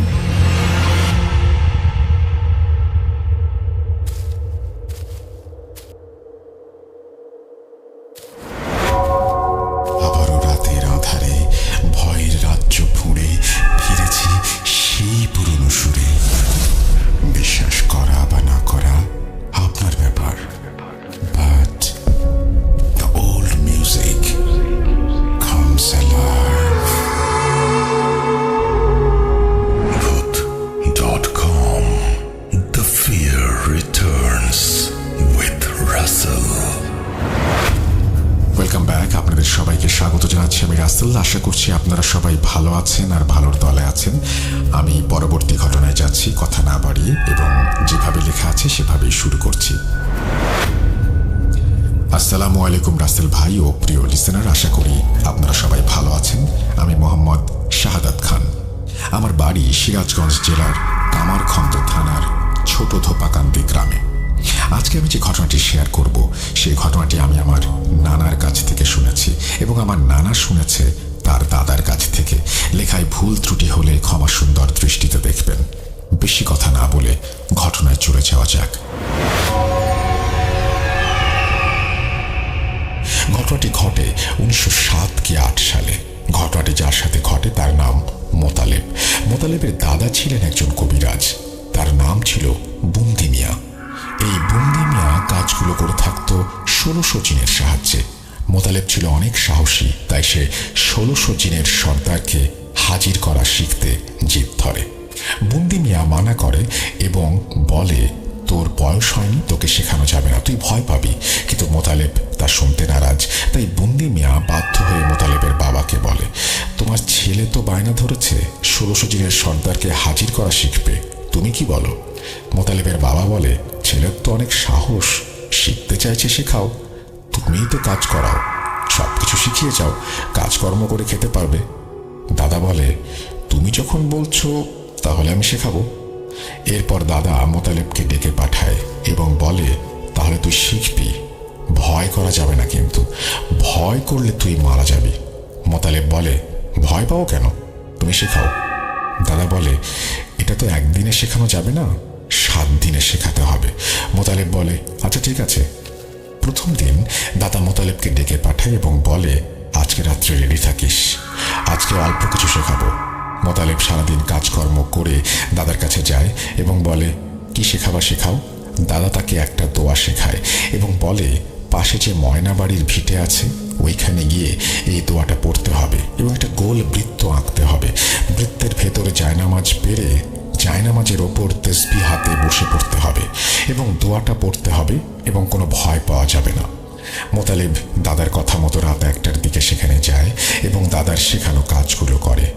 কিছুক্ষণ পর সে দেখতে পায় বৃত্তের চারপাশে অনেক পিঁপড়া ঘোরাঘুরি করছে এবং এক পর্যায়ে তারা চলে যায়। ফজরের আজান হলে মোতালেব বাড়ি ফিরে আসে। দাদা সকালে এসে বলে, নাতি রাতে কি দেখলা? মোতালেব বলে, অসংখ্য পিঁপড়া এবং মাজুল। দাদা বলে, ভয় পেয়েছো? মোতালেব বলে, না, পিঁপড়া দেখে কেউ ভয় পায়। দ্বিতীয় দিন দাদা মোতালেবকে আবার ডেকে পাঠায় এবং বলে আজকে যাবে বাগিচা বাড়ি আর জঙ্গলে। তো মোতালেব আগের দিনের মতোই সেখানে যায় এবং কাজগুলো করে, এবং সে কিছুক্ষণ পর দেখতে পায় তার চারপাশে অসংখ্য সাপ। পিঁপড়াগুলোর মতোই সাপগুলো বৃত্তের চারপাশে ঘোরাফেরা করছে এবং তারা চলে যায়। ফজরের আজান হলে মোতালেব বাড়ি ফিরে আসে। তৃতীয় দিন দাদা মোতালেবকে পুনরায় বসতে বলেন। মোতালেব সেদিন যায় এবং অনেক ভাল্লুক ওই দিন তার বৃত্তের চারপাশে ঘোরাঘুরি করে। চতুর্থ দিন দাদা মোতালেবকে বলে আজকে যেতে হবে মুগবেলাই কবরের পাশের ভিটায়। মোতালেব সেখানে যায় এবং বসে থাকে আর দেখতে পায় বড় বড় হাতি। হাতিগুলো ঘোরাঘুরি করে একটা সময় চলে যায়। পঞ্চম দিন দাদা মোতালেবকে বলে আজকে যেতে হবে বসির তালুকদারের জঙ্গলে। মোতালেব সেখানে বসে। একটা সময় সে শুনতে পায় কিছু একটা তার দিকে আসছে। সে চোখ মেলে দেখতে পায় বড় বড় আকৃতির ঘোড়া তার দিকে দৌড়ে আসছে। ঘোড়াগুলো তার কাছে আসে এবং চারপাশে ঘোরাঘুরি করে। ষষ্ঠ দিন দাদা তাকে বলে আজকে যেতে হবে কালীবাড়ি। আগের দিনের মতোই সে বৃত্ত এঁকে তার ভেতরে জায়নামাজ বিছিয়ে তসবিহ হাতে বসে থাকে এবং সে দেখতে পায় এটা প্রতিদিনের চেয়ে একটু ভিন্ন। চারপাশে মাটি ভেঙে যাচ্ছে এবং নদী হয়ে যাচ্ছে, আর একবার ভাঙলেই সে নদীতে পড়ে যাবে। তখনই ফজরের আজান দেয়। সে বাসায় চলে আসে। দাদা সকালে আসে এবং বলে আজকে কি হলো? মোতালেব বলে আজকে আমার চারপাশে মাটি ভেঙে নদী হয়ে গিয়েছিল, আর একবার ভাঙলেই আমি নদীতে পড়ে যেতাম। দাদা বলে ভয় করেছে? মোতালেব বলে ভয় করেনি, তবে ভয় না করার মতোও না। দাদা বলে আর কিছু না, কালকে কিন্তু জিনের সর্দার আসবে এবং তোমাকে দেখা দিতে পারে, তুমি চোখ সরাবে না, দেখবে সে কি করে। তো সে এবার সপ্তম দিন ফকির বাড়ি জঙ্গলে যায় এবং রাত 1টার দিকে বৃত্ত এঁকে জায়নামাজ বিছিয়ে তসবিহ হাতে বসে থাকে। একসময় সে দেখতে পায় 4 বেহারের একটা পালকি তার দিকে এগিয়ে আসছে এবং তার সামনে এসে পালকিটা থেমে যায়। পালকির ভেতর থেকে কর্কশ কণ্ঠে ধমক দিয়ে কেউ একজন বলে এই বেটা, প্রতিদিন ডাকছিস কেন? মোতালেব বলে আমি ওস্তাদি শেখার জন্য আপনাকে ডেকেছি। পালকির ভেতর থেকে বলে ওস্তাদি শিখবি? মোতালেব বলে জি। কিছুক্ষণ চুপ থেকে সে একটা ধমক দেয়। পুরো জঙ্গল কেঁপে ওঠে। মোতালেব চমকে ওঠে। পালকির ভেতর থেকে রাগী কণ্ঠে বলে আমার ধমকই সহ্য করতে পারছিস না, আবার ওস্তাদি শিখতে চাস? এটা বলে সজোরে একটা থাপ্পড় দেয় মোতালেবের বাম গালে। বাম গালের চাপা ডান গালের সাথে এসে যেন লেগে যায়। মোতালেব জ্ঞান হারায়। সকালে দাদা আসে এবং মোতালেবের বাবাকে বলে মোতালেব কই? মোতালেবের বাবা বলে মোতালেব তো এখনো আসেনি। দাদা বলে তাহলে ওকে নিয়ে আসতে ফকির বাড়ির জঙ্গলে যেতে হবে। পরে কয়েকজন মিলে সেখানে গিয়ে দেখে মোতালেব অচেতন অবস্থায় পড়ে আছে। তাকে বাড়িতে নিয়ে আসা হয়। জ্ঞান আসলে তাকে জিজ্ঞেস করা হয় কি হয়েছিল। মোতালেব ধীরে ধীরে বলতে শুরু করে রাতে কি হয়েছিল। সব শুনে দাদা বলে আমার আর কিছু করার নেই, তোমার ছেলে আর 7 দিন বাঁচবে। এবং দাদার কথা মতো মোতালেব 7 দিন পরে মারা যায়। দাদা নাতি হারানোর বেদনায় 16 জিনের সর্দারকে গ্রামের ভেতরে যাওয়ার রাস্তার পাশে গাব গাছে বন্দি করে। গ্রামের লোকজনকে বলে শনিবার এবং মঙ্গলবার সাবধানে চলাচল করবে, এখানে 16 জিনের সর্দার আছে। গ্রামের লোকজন বিশ্বাস করে না। এর মাঝ থেকে একজন বলে ওঠে এখানে যদি সত্যি 16 জিনের সর্দার থাকে তাহলে আমাদের দেখাতে হবে, তবেই আমরা বিশ্বাস করব। দাদা বলে অমাবস্যা পূর্ণিমা রাতে দেখবা। তারপর অমাবস্যা পূর্ণিমা রাতে গ্রামবাসীকে নিয়ে গাব গাছের কাছে যায় এবং বলে 16 জিনের সর্দার দেখা দাও, গ্রামের লোকজন তোমাকে দেখতে চায়।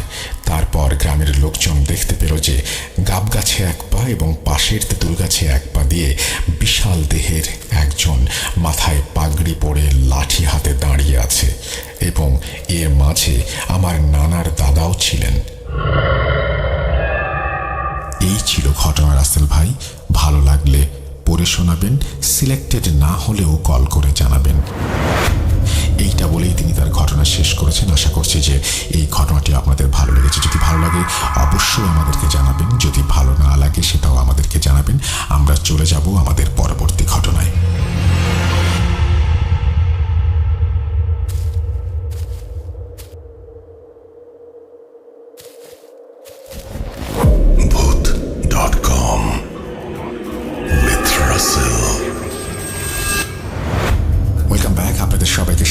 যাচ্ছি আমি রাসেল। আশা করছি আপনারা এনজয় করছেন প্রথম থেকে শেষ পর্যন্ত। কোনো কথা না বাড়িয়ে আমরা সরাসরি চলে যাব আমাদের পরবর্তী ঘটনায়। আসসালামু আলাইকুম রাসেল ভাই, আশা করি ভালো আছেন। আমি মোহাম্মদ মাহফুজুর রহমান, আমার বাসা কুষ্টিয়াতে। আমি পেশায় একজন মাদ্রাসার স্টুডেন্ট। তো আমি সরাসরি ঘটনায় চলে যাচ্ছি। ঘটনাটি আমার সঙ্গে ঘটে, জানি না ঘটনাটি কতটা ভয়ঙ্কর, তবে ঘটনাটি আমার সঙ্গে আমার নিজের জীবনেই ঘটে যাওয়া একটি বাস্তব ঘটনা। তো আমি ঘটনায় যাচ্ছি। আগে বলে রাখি, আমার আব্বু তখন প্রবাসী ছিল, আর আব্বু প্রবাস থাকার কারণে আমরা গ্রামের বাসায় চলে আসি, আমার নানিদের বাসায়। আমার নানিদের বাসা ছিল 2টা রুমের। একটা রুমে আমার নানা আর নানি থাকতো, আর একটা রুম ছিল ফাঁকা। তো আমরা নানিদের বাসায় চলে আসার কারণে ফাঁকা রুমটাতে আমি আর আমার আম্মু থাকা শুরু করি। তো গ্রামেও আমার অনেক খেলাধুলার সঙ্গী হয়ে যায় এর মধ্যেই। তো রাসেল ভাই, আগে বলে রাখি, আমি ছোটবেলা থেকে, আরও যখন ছোট ছিলাম তখন থেকেই আমার আম্মু খেয়াল করতো যে আমি ঘুমের মধ্যে কিছু একটা দেখে, স্বপ্ন দেখে বা কিছু একটা দেখে খুব ভয় পেয়ে জোরে কান্না করে উঠতাম। আম্মু এসে আবার আমাকে ঘুম পাড়াইয়ে দিত, কিন্তু কি দেখছি বা কি স্বপ্ন দেখছি ঘুমের মধ্যে এটা আমি মনে রাখতে পারতাম না। তো যাই হোক, গ্রামে থাকাও অনেক দিনই হয়ে যায়, প্রায় বছরের বেশি হয়ে যায়। আমার মামার বাড়িও আমার নানির বাড়ির পাশে। তো আমার মামার একটা মেয়ে ছিল আমার সমবয়সী। আমার খেলার যতগুলো সঙ্গী ছিল তার মধ্যে আমার মামাতো বোনও একজন ছিল একই বয়সে। তো আমরা একসাথে ছোটবেলায় কাদা মাটি নিয়ে যেভাবে মানুষ, ছোট বাচ্চারা খেলাধুলা করে, গ্রামের বাচ্চারা আপনি দেখে থাকবেন, গ্রামের ছোট বাচ্চারা যেভাবে খেলাধুলা করে কাদা মাটি দিয়ে, পাটি বা মাটির ব্যাংক, আরো অনেক কিছু বানাই, চুলা, মাটির চুলা, ওইগুলো আমরা বানাইতাম, আবার খেলাধুলা শেষে ভেঙে ফেলতাম। তো যাই হোক, আমি ঘটনায় যাচ্ছি। তো আমি আগেই বলেছি, আমি স্বপ্ন দেখতাম রাতে, ভয়ও পেতাম, স্বপ্নও দেখতাম বা স্বপ্ন দেখে ভয়ও পেতাম, কিন্তু কি স্বপ্ন দেখতাম এগুলো আমি মনে রাখতে পারতাম না। ভয়ের স্বপ্ন দেখতাম, শুধু এতটুকু মনে আছে যে ভয় পেয়েছি কোনো একটা কারণবশত, কিন্তু আমার মনে থাকতো না। যেদিনকার ঘটনা, ওই দিন আমি রাতে আমার সঙ্গে খাওয়া দাওয়া করে ঘুমাই গেছি। ঘুমাই যাওয়ার পরে হঠাৎ করে আমি স্বপ্ন দেখছি যে আমার মামাতো বোনের সঙ্গে আমি খেলা করছি মাটির হাঁড়ি পাতিল দিয়ে। তো খেলা করার এক পর্যায়ে আমার মামাতো বোন নিজে খেলতে খেলতে আমার দিকে ঘুরে কেমন একটা হাসি দিল। তো রাসেল ভাই, আমি কিন্তু আগের কোনো স্বপ্ন মনে রাখতে পারিনি, তবে এই স্বপ্নটা, আরো বেশ কয়েকটা স্বপ্ন আমি এখন পর্যন্ত মনে রেখেছি। তো আমি দেখছি যে আমার মামাতো বোন আমার দিকে ঘুরে হাসলো, হাসতে হাসতে তার 3টা আঙুল, এই বৃদ্ধা আঙুল, কনিষ্ঠ আঙুল এবং মাঝখানের যে আঙুল, এই 3টা আঙুল দিয়ে আমার কপালের মধ্যে জোরে চেপে ধরেছে। তো জোরে চেপে ধরার কারণে আমার কপালের মধ্যে যন্ত্রণা শুরু হয়েছে। তো এই যন্ত্রণা হইতে হইতে সাথে সাথে আমার ঘুমও ভেঙে গেছে। তো ঘুম ভাঙার পরেও আমি দেখছি যে কেউ নাই, মানে কাউকে আমি দেখতে পাচ্ছি না, কিন্তু কারোর হাতের স্পর্শ আমি অনুভব করছি যে কেউ আঙুল দিয়ে, 3টা আঙুল দিয়ে আমার কপালের মধ্যে জোরে চাপ দিয়ে ধরে আছে, কিন্তু কাউকে আমি দেখতে পারছি না। আর ওই মুহূর্তে আমি নড়াচড়াও করতে পারছি না, কোনো মুখ দিয়ে আওয়াজও বের করতে পারছি না, শুধু চোখ দিয়ে দেখতে পারছি যে আমার আম্মু আমার থেকে একটু দূরে শুয়ে আছে। তো এমন অবস্থায় থাকতে থাকতে থাকতে থাকতে আমার মাথা খুবই যন্ত্রণা করতে করতে শুধু চোখ দিয়ে পানি বের হচ্ছে, আর কিছুই করতে পারছি না। এমন অবস্থায় থাকতে থাকতে হঠাৎ করে এক সময় ওই জিনিসটা আমাকে ছেড়ে দেয়, আর আমি সাথে সাথে জোরে চিল্লাই কেঁদে উঠি। সাথে সাথে আম্মু এসে আমাকে আবার বুকের মধ্যে নিয়ে ঘুম পাড়াইয়ে দেয়। তো ওই দিন চলে যাই। তো আমি তখন এতটাই ছোট ছিলাম, মানে বুঝতাম না, 6-7 বছর বয়স ছিল রাসেল ভাই, বুঝতে তো পারছেন, বুঝতাম না যে এই জিনিসগুলো আম্মু আব্বুকে জানাইতে হয়, যে এরকম ভয় পাইছি বা এরকম কিছু আমি অনুভব করছি, এটা আম্মুকে জানাইতে হবে। ভয় পেতাম কিন্তু নিজের মধ্যে রাখতাম। তো ছোটবেলা থেকে, শুধু এখন থেকে না, ছোটবেলা থেকে আমি, মানে দিনগুলো আমার খুব ভালোই যেত, কিন্তু রাত হলে আমার নিজের কাছে মনে হতো হয়তো কিছু একটা ঘটবে। খুব নার্ভাস ফিল করতাম নিজের কাছ থেকে। রাত্রি যেন আমি সহ্যই করতে পারতাম না, খুব খারাপ লাগতো আমার কাছে। তো রাসেল ভাই, এর মধ্যে আরো অনেক দিন কেটে যায়। আমি অমনি রাতে ঘুমের মধ্যে স্বপ্ন দেখি, কিন্তু কি স্বপ্ন দেখি বলতে পারি না, শুধু চিল্লাই কেঁদে উঠি। তো এই কারণে আম্মু অনেকবার অনেক হুজুরকে দিয়ে আমাকে ঝাড়াই দিছে, কিন্তু তেমন খুব একটা লাভ হয়নি। তো রাসেল ভাই এমন অনেকদিন মাঝখানে কেটে যাওয়ার পরে আরেকদিন রাতে, সম্ভবত সেইটা চাঁদ রাত ছিল, কোনো একটা উৎসব ছিল, সম্ভবত চাঁদ রাতই হবে। তো পাশে মামা বাড়ি থাকার কারণে মামা মেয়ে বা আরো ছেলে পেলে ছিল, ওদের সঙ্গে খেলাধুলা করে এসে সন্ধ্যার পরে খেয়ে দিয়ে ঘুমাই গেছি। তো রাসেল ভাই আপনি জানবেন কিন্তু যে গ্রামে সাধারণত খুব তাড়াতাড়ি ঘুমিয়ে যায় সবাই। আরো এটা যেহেতু অনেক আগের সময়ের কথা, তো বেশি মানুষ রাত জাগতো না। যারা ঈশার নামাজ পড়ে তারা নামাজ পড়ে ঘুমাইতো, আর যারা নামাজ পড়তো না তারা ঈশার আজান চলতো ওই অবস্থায় শুয়ে পড়তো।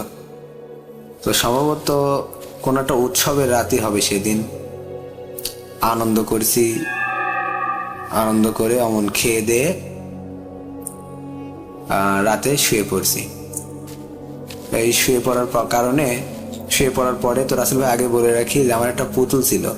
এখনকার বাচ্চারা যেমন তাদের এখন আধুনিক যুগ, অনেক খেলনা বের হয়েছে, পুতুল নিয়ে খেলা তারা খুব কমই খেলেছে, মোবাইল নিয়ে পড়ে থাকে বা আরো অনেক জিনিস নিয়ে তারা পড়ে থাকে। তো আমাদের সময় রাসেল ভাই পুতুল ছিল, তুলা দিয়ে তৈরি করা পুতুল ছিল। তো ওই পুতুল নিয়ে খেলাধুলা করতাম। তো আমার একটা পুতুল ছিল কালো কালারের, অনেক সুন্দর। পুতুলটা আমার খুব প্রিয় ছিল।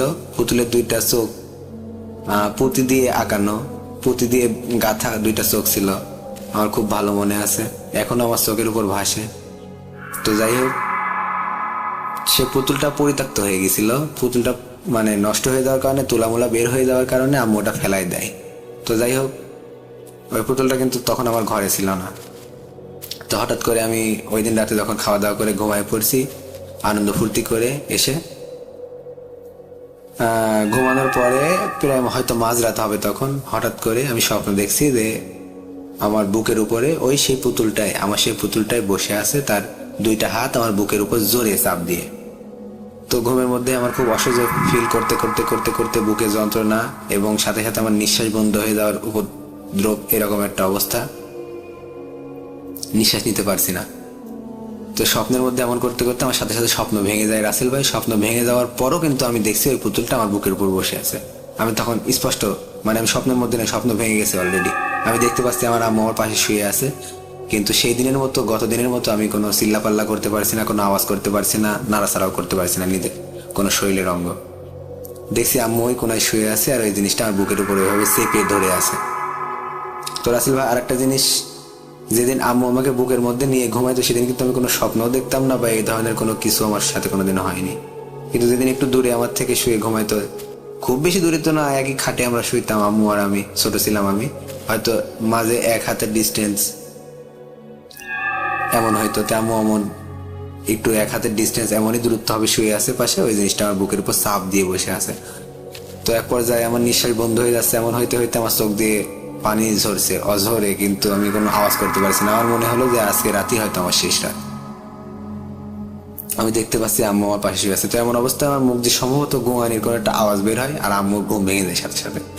ঘুম ভেঙে যাওয়ার পরে আমি কিন্তু তখনও দেখতে থাকছি আম্মু যে আমার কাছে সরে আসছে, আমার বুকের উপর তার হাতটা রাখছে। আমি তখনও দেখতে পাচ্ছি যে ওই পুতুলটা আমার বুকের উপর আছে, কিন্তু আম্মু কোনো কিছু দেখতে পারছে না।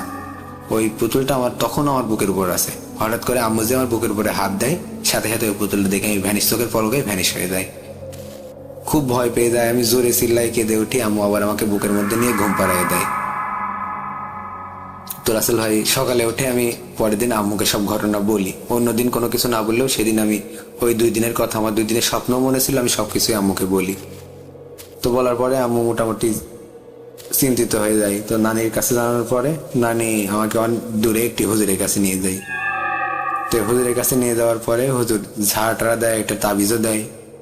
তো যাই হোক, তাবিজ নেওয়ার পরে অনেক দিনই ভালো ছিলাম। তারপরেও আমার সঙ্গে অনেক ঘটনা ঘটেছে, সেগুলো না হয় অন্য ঘটনায় শেয়ার করব। তো রাসেল ভাই এই ছিল ঘটনা। ফার্স্ট টাইম অডিও ক্লিপ, তো হয়তো গুছিয়ে কথা বলতে পারিনি, কেমন হয়েছে জানি না।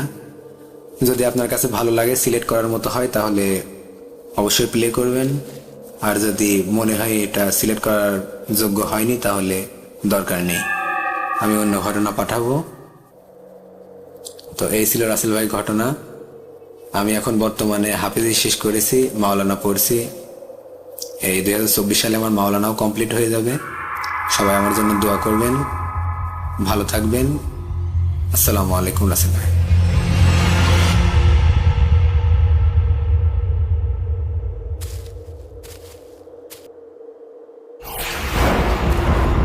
লুকোচুরি খেলবে?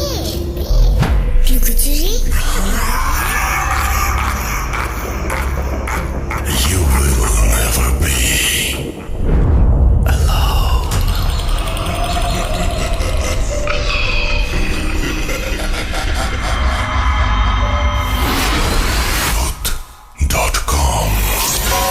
The fear returns with Russell. Welcome back. আপনাদের সবাইকে স্বাগত জানাচ্ছি। আমি রাসেল। আশা করছি আপনারা সবাই ভালো আছেন আর ভালোর দলে আছেন। আমিও ভালো আছি, ভালোর দলে আছি। আমরা আজকে বছরের প্রথম শুক্রবারে আপনাদের সামনে দারুণ একটা এপিসোড নিয়ে আসছি বলে আমরা বিশ্বাস করি। কতটুকু ভালো লাগছে বা কতটুকু আনন্দ দিতে পারছি সেটা আমি জানি না, তবে আমরা চেষ্টা করছি আমাদের সাধ্যমতো আপনাদেরকে আনন্দ দেওয়ার জন্য। এখন আমরা সরাসরি পরবর্তী ঘটনায় যাব। আশা করছি এই ঘটনাটি আপনাদের ভালো লাগবে। যেভাবে লেখা আছে আমি সেভাবেই পড়ে শোনাচ্ছি। আসসালামু আলাইকুম রাসেল ভাই, আশা করছি আপনি ভালো আছেন, কারণ আপনি সবসময় ভালোর দলেই। আমি মোহাম্মদ আনিসুর রহমান, বাসা নওগাঁ জেলার মহাদেবপুর উপজেলার নওহাটা মোড় নামক গ্রামে। আমি খুব একটা বেশি কথা বলতে পছন্দ করি না, তাই আমি আমার ঘটনায় সরাসরি চলে যাচ্ছি। 90 দশকের ঘটনা। ঘটনাটি আমার প্রতিবেশী এক চাচার সাথে ঘটেছে। চাচার নাম ছিল এমদাদুল। সেই সময়ে এমদাদুল চাচার অনেক অভাব ছিল। তার সংসারে ছিল 4 বছরের এক ছেলে, ওনার বউ এবং উনি। অভাব অনটনে তাদের দিন চলছিল, তাই তিনি রাতের বেলাও কাজ করতেন, আবার দিনের কিছু সময়ও কাজ করতেন। রাতের বেলা যেটা করতেন সেটা হলো চাউলের মিলে ধান ভাঙা। তো তখন অটোমিল ছিল না। যেই মালিকের চাউল মিলে কাজ করত সেই মালিকের দিনের বেলা আবার ধানের জমিতে কাজ করত। ওই মালিকের আর এমদাদুল চাচার বাড়ি লাগালাগি গ্রাম হওয়ায় দিনের বেলায় কাজ করত। তো এরকম কাজ করেই তার সংসার চলছিল। রাতের বেলা যেভাবে কাজ করত সেটা হলো চাউল মিলে 2-3 দিনে 300 মণ ধান শুকাতো, আর সেটা এক রাতেই চাল বের করতে হতো। তবে 300 মণ ধান ভাঙতে এক রাত লাগতো না, যদি ঠিক মতো কারেন্ট থাকে। আবার কোনো সমস্যার কারণে 200 মণ ধান চাতালে শুকাতে দেওয়া হয়। এই 200 মণ ধান ভাঙার জন্য সন্ধ্যাবেলা গেলে 2টা-3টার মধ্যেই হয়ে যেত। যে রাতের ঘটনা সেই রাতটা ছিল শীতকাল। কোনো কারণে সেদিন 200 মণ ধান ভাঙার কথা ছিল। তো সেদিন তিনি সন্ধ্যার সময় ধান ভাঙতে শুরু করলেন। ঠিকমতো কারেন্ট থাকার ফলে 2টা-2:30টার মধ্যেই ধান ভাঙা শেষ হয়ে গেল। তিনি ঠিক করলেন যে সকালবেলা পর্যন্ত দেরি না করে এখনই বাড়ির পথে রওনা দেবেন, কারণ যে মালিকের চাউল মিলে ধান ভাঙত সেই মালিকের ধানের জমিতে পানি দিতে হবে। আর ভোরবেলা মেশিন স্টার্ট করলে বিকেল হতে হতে পানির সেচ হয়ে যাবে। এতে করে ঘুমানোর সময়টা একটু পাবেন তিনি। যেই কথা সেই কাজ, রওনা দিলেন বাড়ির উদ্দেশ্যে। বলে রাখা ভালো যে তিনি অনেক সাহসী। এই ধরেন ভূত, জিন এই সব কিছুতেই তিনি ভয় পেতেন না। মিল থেকে বাড়িতে আসার জন্য 2টা রাস্তা ছিল। একটা ছিল পাকা সড়ক, আর একটা ধানের ক্ষেতের মধ্য দিয়ে। যদি পাকা সড়ক দিয়ে আসেন তাহলে বাড়ি আসতে সময় লাগবে 1.5 ঘন্টা, আর ধান ক্ষেত দিয়ে আসলে সময় লাগবে 1 ঘন্টা। ভোরবেলা মেশিন স্টার্ট করতে হবে বলে তিনি শর্টকাট রাস্তা ধরলেন। চারিদিকে কুয়াশা পড়েছে। ধান ক্ষেতের মোটা আলপথ ধরে হাঁটছেন তিনি। বিশাল ধান ক্ষেত, সেই মাঠের মাঝে একটা পুকুর আছে, আর পুকুর পাড়ে একটা গাছ আছে যেখানে হিন্দু সম্প্রদায়ের মানুষ পূজা করে। ওইটার কাছাকাছি আসতেই শুনতে পেলেন দূর থেকে একটা ঝনঝন করে আওয়াজ আসছে, আর চারিদিক থেকে কুয়াশা পড়েছে বলে আগুনের গোলা ওপর থেকে পড়ছে সেটা বোঝা যাচ্ছে। কে জানি লম্বা প্রায় 10-12 ফিটের মতো হবে একজন মানুষ আসছে। ওইটা মানুষ হবে কি না জানি না, তবে মানুষ যে আসছে বা মানুষের মতো কিছু একটা সেটা বোঝা যাচ্ছে। মাথার অংশ থেকে আগুন বের হচ্ছে। যে আলপথে দিয়ে এমদাদুল চাচা যাচ্ছেন সেই রাস্তা রাস্তা ধরে সে আসছে। ইমদাদুল চাচা থমকে দাঁড়ালেন। ইমদাদুল চাচা যেখানে দাঁড়ালেন সেখানে তার ডান পাশে 40 ফিট দূরে ওই পুকুর আর গাছ অবস্থিত। তিনি যে আলপথে দাঁড়িয়ে আছেন সেই আলপথের সামনে 30 ফিট দূরে আর একটা আলপথ ডান পাশে গেছে, যা পুকুর আর ওই গাছের দিকে গেছে। তিনি ওই অল্প 30 ফিট দূরেই দাঁড়িয়ে পড়েছেন। যখন ওই মানুষের মতো অবয়বটি তার কাছে আসে, তিনি দেখেন তার চেহারা ছিল কালো, কান দুইটা ছিল হাতির কানের মতো, গলায় অসংখ্য ঝনঝন করা আওয়াজের মালা, চোখ ছিল না, মুখমণ্ডলের জায়গায় শুধু একটা মুখ ছিল যা দেখতে ঘোড়ার মুখের মতো। সেখানে থেকেই আগুনের ফুলকি বের হচ্ছে। হাত ছিল একটা, সেই হাত দিয়ে ঝনঝন করে আওয়াজ করা মালাটা ধরে রেখেছেন। ইমদাদুল চাচার মনে হয় এই প্রথম ভয়ে শরীর কাঁপুনি দিয়ে উঠল। আর এরকম ভয় পাওয়ারই কথা। এর আগে যতগুলোর সাথে তার দেখা হয়েছে তাদের কারোরই এরকম অগ্নিমুখ ছিল না। গ্রামের মানুষ জানে এসব এন্টিটি নাকি আগুন দেখলে কাছে আসে না, কিন্তু এটার ক্ষেত্রে বিপরীত। এটা তিনি কল্পনাও করেননি। যাই হোক, সেদিন তিনি ঠাঁই হয়ে দাঁড়িয়েছিলেন।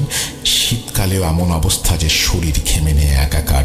সেই এন্টিটি তার সামনে 30 ফিট দূর দিয়ে ডান আলপথ ধরে সেই পুকুর এবং গাছের দিকে ঝনঝন আওয়াজ করে আগুনের গোলা ফেলতে ফেলতে চলে যাচ্ছে। আর এমন ভাব নিয়ে গেল যে ওই এন্টিটি দেখতে পায় নাই যে তার সামনে কেউ ছিল। ইমদাদুল চাচা যখন দেখলেন সেই পুকুর পাড়ের গাছের কাছে গিয়ে বিদ্যুৎ চমকানোর মতো সে ভ্যানিশ হয়ে গেল। দূর থেকে তখন আজানের ধ্বনি ভেসে আসছে। ইমদাদুল চাচা সেখানে কতক্ষণ দাঁড়িয়েছিলেন তিনি বুঝতে পারেননি। 2-2.5 ঘন্টা কিভাবে কেটে গেল তিনি খেয়ালই করেননি। অতঃপর তিনি সেখান থেকে দ্রুত হাঁটা শুরু করেন। তার ঠিক 10-12 দিন পরের ঘটনা। যে মালিকের ধান ভাঙত সেই মালিকের ধানে সেচ দেওয়ার জন্য মেশিন স্টার্ট দিতে হবে। তখনকার সময়ে বরেন্দ্র অঞ্চলে পানির ডিপ টিউবওয়েল ছিল না। ডিজেল চালিত ইঞ্জিনের দ্বারা পানি সেচ করা হতো। দিনের বেলায় নিজের বাড়ির কিছু কাজ থাকায় তিনি সিদ্ধান্ত নিলেন যে দিনের বেলা সেচ না দিয়ে রাতের বেলা সেচ দেবেন। জমির পরিমাণ বেশি হওয়ায় পুরো রাত লেগে যাবে সেচ দিতে। এতে করে দিনের বেলায় বাড়ির কিছু টুকিটাকি কাজ করা যাবে। যেখানে মেশিন সেট করা হবে সেখানকার বর্ণনা দেই। ইমদাদুল চাচা যে মালিকের কাজ করত ওনার বাড়ি ছিল আমাদের পাশের গ্রামে। আগেই বলেছিলাম ওই গ্রাম আর আমাদের গ্রামের মাঝখানে সেই জমিগুলো ছিল। আর ওই জমির পাশে একটা পুকুর ছিল, আর পুকুর পাড়ে কবরস্থান ছিল। ওই কবরস্থানের পাশেই নলকূপ স্থাপন করা ছিল। যাই হোক, তিনি সন্ধ্যার আগেই মেশিন স্টার্ট দেন। তারপর তিনি ঘুরে ঘুরে সব জমির আলপথগুলো কেটে দিলেন। সব শেষে রাতের খাবারের জন্য তার বাড়িতে আসলেন। খাওয়া দাওয়া শেষ করে যখন তিনি যাবেন তখন তার 4 বছরের বাচ্চা তার পেছনে লেগেছে। সেও যাবে তার সাথে। অনেক কিছু বোঝানোর পরেও বাচ্চা যাবেই, কি আর করা, তিনি সাথে নিয়ে গেলেন। আর হ্যাঁ, সেই মেশিন রাখার জায়গাটা বাঁশের বেড়া দিয়ে ঘেরা, ওপরে খড়ের চালা, 2 চালা বিশিষ্ট। সেখানে একটি বুড়ি এন্টিটি দেখা যেত। ইমদাদুল চাচা সেটা আগে ভাগেই জানতেন। এর আগেও অনেকবার পানি সেচ দিতে গিয়ে মুখোমুখি হয়েছেন। তবে ওই বুড়ি শুধু মজার ছলে ভয় দেখানোর চেষ্টা করত। বুড়িটি দেখতে ছিল খুবই জীর্ণ শীর্ণ, কঙ্কাল প্রকৃতির, ধপধপে সাদা। ইমদাদুল চাচা তার ছেলেকে সেই মেশিন ঘরে নিয়ে গেলেন। কিছুক্ষণ বসে থাকার পর ছেলে ঘুমিয়ে পড়ল। ছেলেকে সেই মেশিন ঘরে শুইয়ে রেখে ধানের খেতে গেলেন জমিতে পানি ঠিক মতো দেয়া হচ্ছে কিনা দেখতে। জমির সব আলপথ ঘুরে ঘুরে দেখছেন। ঠিক তখনই তার কানে মেশিন ফেল করার আওয়াজ আসলো। তিনি বুঝতে পারলেন মেশিনের পানি ফেল করেছে। তিনি তাড়াতাড়ি মেশিন ঘরে আসলেন। এসে দেখেন মেশিন বন্ধ। তিনি ভাবছেন মেশিন ফেল করলে তো শুধু পানি উঠবে না, মেশিন তো বন্ধ হবে না। কিন্তু মেশিন বন্ধ হলো কিভাবে? আর ছেলে তো ঘুমিয়ে আছে। হঠাৎ দেখলেন ঘরের চালা নেই। তিনি জানতেন এটা বুড়ির কাজ, কারণ এর আগে বুড়ি এইভাবে চালা উড়িয়েই ভয় দেখাতো। বুড়ি এন্টিটি বলেছিল যে যখন আমি এখান থেকে কোথাও যাব তখন এই মেশিন ঘরের চালা উড়িয়ে নিয়ে যাব, আবার যখন আসব তখন চালাটা উড়িয়ে নিয়ে আসবো। ভয় যেন না করা হয়। এটা ভাবতেই খুব ঝড় শুরু হলো। আর সেটা কেবল সেখানেই ঝড়ের মতো বাতাস বইতে শুরু করলো। ইমদাদুল চাচা বুঝতে পারলেন যে বুড়ি আসছে। আর বুড়ি তার সামনে ভাসমান অবস্থায় এসে বলল, কিরে, ভয় পেয়েছিস? চাচা বলল, ভয় পাবো কেন, কিন্তু এরকম করা কি উচিত? আমার ছেলেকে নিয়ে এসেছি। বুড়ি বলল, আচ্ছা ঠিক আছে, আর হবে না। তখন ইমদাদুল চাচা রাগান্বিত হয়ে বললেন, তুমি এরকম চালা উড়িয়ে নিয়ে যাচ্ছ, মেশিন বন্ধ করছো কেন? তখন বুড়ি বলল, আমি কিছু করিনি রে, আমার এক নাতি এসেছিল, সে এরকম করেছে। তোর সাথে নাকি দেখা হয়েছিল কয়েকদিন আগে, তাই সে মজা করে এমনটা করেছে। তখন ইমদাদুল চাচা বলল, তোমার নাতি আবার কে? কোন দিন দেখা হয়েছিল আমার সাথে? বুড়ি বলল, তুই ধান ভেঙে আসছিলি মাঠের ক্ষেতের ভেতর দিয়ে, তখন দেখা হয়েছিল। ইমদাদুল চাচা বললেন, হো, এবার বুঝেছি। বুড়ি বলল, তার বুকের মাঝখানে একটা চোখ ছিল যা তুই দেখতে পাসনি, কিন্তু সে ঠিকই দেখতে পেয়েছে। মেশিনের নলটার মুখে মাটি লাগিয়ে আয়, তোর আর কষ্ট করে হ্যান্ডেল দিতে হবে না, একটা স্টার্ট দিলেই পানি উঠবে, আর টিউবওয়েলে পানি তুলতে হবে না। আপনারা জানেন কিনা জানি না, সেই মেশিনগুলোতে পানি তুলতে হলে নলকূপের মুখে একটা ছোট টিউবওয়েল লাগানো থাকে, আর সেখানে পানি তোলার পরেই মেশিন স্টার্ট দিলে তারপর পানি ওঠে। অতঃপর ইমদাদুল চাচা মেশিনের নলের মুখে মাটি লাগালেন, তারপর তিনি দূরে গিয়ে দাঁড়ালেন। কিছুক্ষণ পর দেখলেন মেশিন একা স্টার্ট হয়ে গেছে। এই ছিল বাস্তব ঘটনা। এই বাস্তব অভিজ্ঞতা তিনি বলেছেন পৃথিবীতে কত রকমের অদ্ভুত ঘটনা ঘটে। এই ঘটনাটা একটা অবিশ্বাস্য ঘটনা যে একজন বৃদ্ধ মহিলা এসে এরকম ইনফরমেশন দিচ্ছেন, কিন্তু এরকম অলৌকিক ঘটনা ঘটে বলেই আমরা সেটা জানতে পারি। এবং এই ঘটনাটি নওগাঁ এলাকার, আপনারা চাইলে খোঁজ নিতে পারেন, জানতে পারেন, এবং যদি আপনারা খোঁজ নিয়ে কিছু জানতে পারেন সেটা আমাদেরকে জানিয়ে দেন। আমরা চলে যাব আমাদের পরবর্তী ঘটনায়।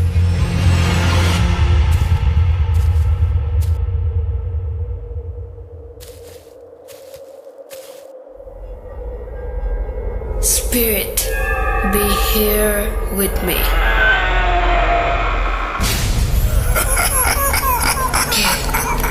কে তুমি? Put.com. The fear returns with Russell.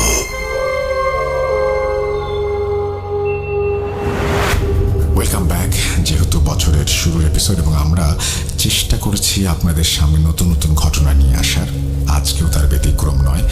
আরেকটি ঘটনা রয়েছে, যে ঘটনাটি আমাদের পাঠিয়েছেন আমাদের খুবই পছন্দের একজন স্টোরি টেলার সোহাগ চক্রবর্তী। আমরা এখন সরাসরি তার কাছে যাব এবং শুনে আসব তার সেই ভয়ঙ্কর অভিজ্ঞতার কথা। চলুন শুরু করা যাক।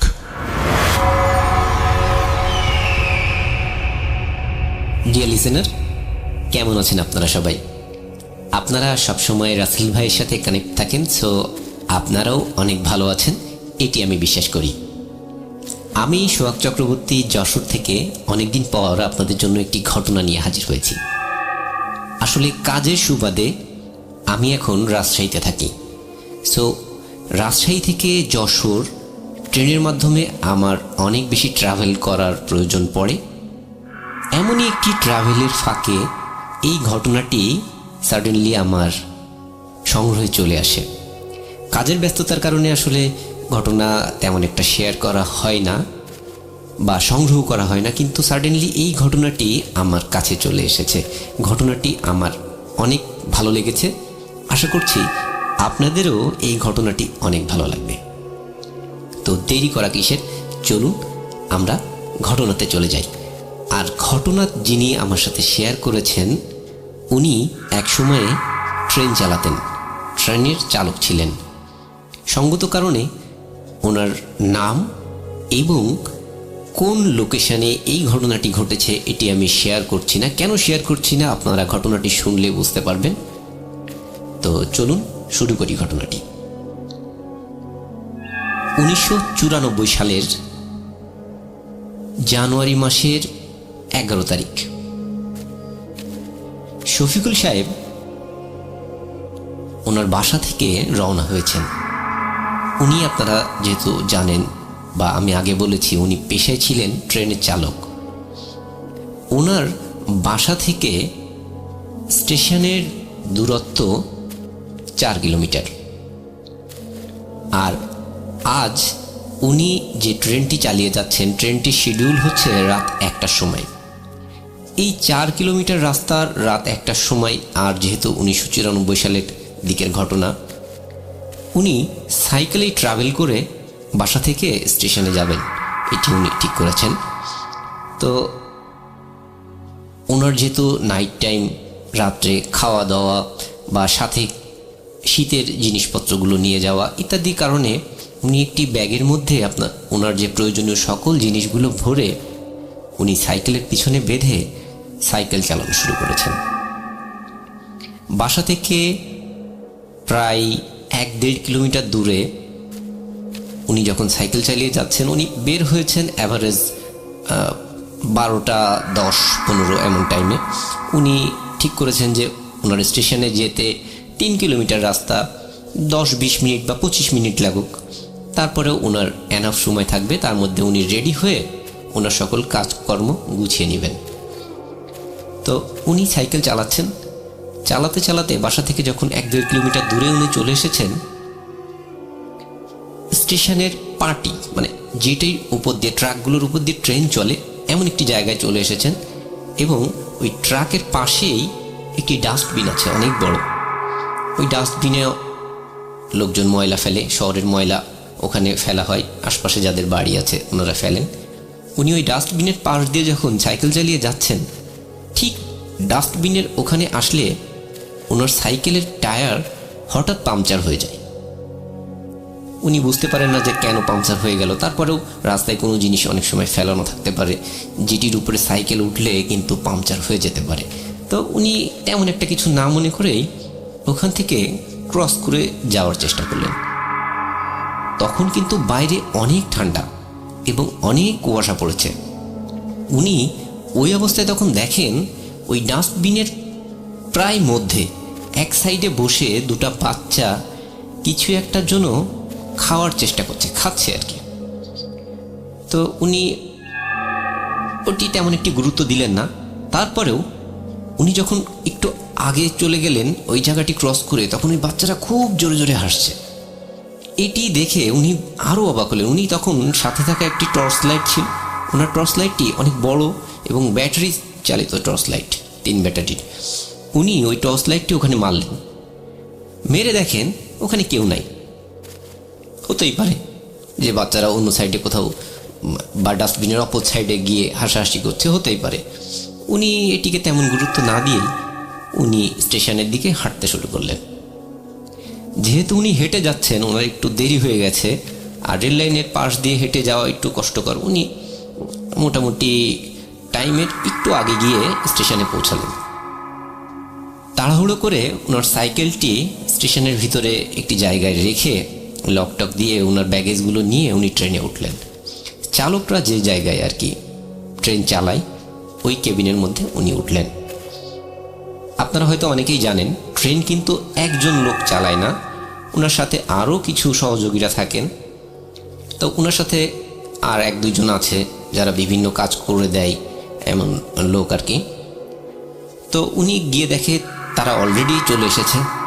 বাইরে প্রচণ্ড শীত।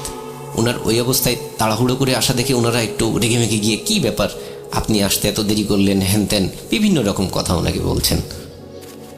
তো উনি বললেন যে আসলে এই ব্যাপার, আমার সাইকেল নষ্ট হয়ে গিয়েছিল, এই কারণে আমি কিন্তু আসতে পারিনি। তারপরেও অনেক দ্রুত আমি আসার চেষ্টা করেছি। ঠিক শিডিউল টাইম অনুযায়ী ওনারা ট্রেন চালু করলেন। ট্রেন চলছে। স্টেশন থেকে প্রায় 70 কিলোমিটার দূরে ওনারা চলে এসেছেন। বাইরে পরিবেশ কিছুই দেখা যাচ্ছে না, এমন কুয়াশা, এবং ওনাদের অনেক বেশি ঠান্ডা লাগছে। ওনারা অনেক শীতের কাপড় টাপড় পরে তারপরে আছেন ওখানে। আর ট্রেনের মধ্যে আপনারা জানেন যে বিভিন্ন খাওয়া দাওয়া করা যায়, চা, বিভিন্ন বিস্কিট, বিভিন্ন রকম জিনিস, আপনি যা চাইবেন তাই পাওয়া যায়, এমন একটা অবস্থা। তারপরেও যেহেতু ওনারা নাইট টাইমে ট্রেন চালাবেন, উনি বাড়ি থেকে ওনার কিছু পছন্দের শীতের পিঠা সাথে করে নিয়ে এসেছিলেন। ওনারা সবাই মিলে ওই খাবারগুলো খাচ্ছে, চাটা খাচ্ছে, গল্প করছে। 70 কিলোমিটার চলে আসার পরে উনি হঠাৎ লক্ষ্য করেন একটি বাচ্চা ট্রেনের সাথেই দৌড়াচ্ছে। উনি হঠাৎ এটি দেখে মারাত্মক অবাক হয়ে যান যে আসলে ট্রেন তো অনেক স্পিডে চলছে, এই স্পিডে বাচ্চাটি কিভাবে ছুটছে, এবং বাচ্চাটির বয়স অ্যাভারেজ 4 থেকে 5 বছর এমন, সেটি একটি বাচ্চা মেয়ে। এটি উনি খুবই অবাক হয়ে যান দেখে। এরপরে উনি আবার একটু যদি ভালো করে দেখতে যান, দেখেন না, ওখানে তো কেউ নাই। উনি এই কথাটি কিন্তু ওই যে সাথে আর কয়েকজন ছিল ওনাদের সাথে প্রথম পর্যায়ে শেয়ার করেন না। উনি আবার সামনের দিকে দেখতে থাকেন, আবার ওনারা গল্প করতে থাকেন, নিজেদের কাজে আবার ব্যস্ত হয়ে যান। আবারও কিছু সময় পরে উনি দেখেন যে কিছু বাচ্চা ছুটে এসে ট্রেনের ট্রাকগুলোর পরে লাফিয়ে পড়ছে। এইবার কিন্তু উনি মারাত্মক আকারে ভয়কে পেয়ে যান যে এই বাচ্চারা কোথা থেকে আসছে এবং ট্রেনের ট্রাকের উপরে ঝাঁপ দিয়ে পড়ছে, তাহলে তো এরা মারা যাবে। উনি তখন ওনার সাথে থাকা যে লাইটটি ছিল ওই লাইটটি নিয়ে ট্রেনের দরজা দিয়ে ঝুলে লাইট মেরে দেখার চেষ্টা করেন। এই চেষ্টা করতে গিয়ে হঠাৎ কিছুতে উনি মারাত্মক আকারে হাতে বাড়ি খান এবং বাড়ি খেয়ে উনি অনেক বেশি আঘাতপ্রাপ্ত হন। সাথে সাথে উনি ভয়ও পান, কারণ উনি লাইট মেরে দেখেন ওখানে কেউ নাই।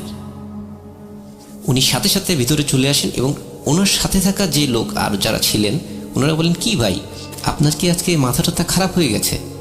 কি আপনি কি দেখছেন? ট্রেনে এই নিচে টিচে এইভাবে ঝুলে ঝুলে লাইট মারছেন, এই যে হাতে আঘাত পেলেন, কি অবস্থা কি আপনার?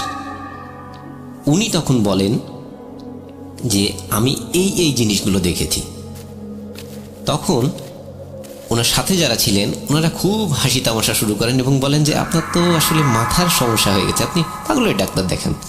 বাচ্চারা ট্রেনের সাথে দৌড়াবে, আবার ট্রেনের ভিতরে এসে লাফ দিয়ে পড়বে, তাও এত রাত্রে। এখন রাত কয়টা বাজে আপনি দেখেছেন ঘড়িতে? এত রাত্রে কোথায় পাবেন বাচ্চা? আপনার মাথার সমস্যা।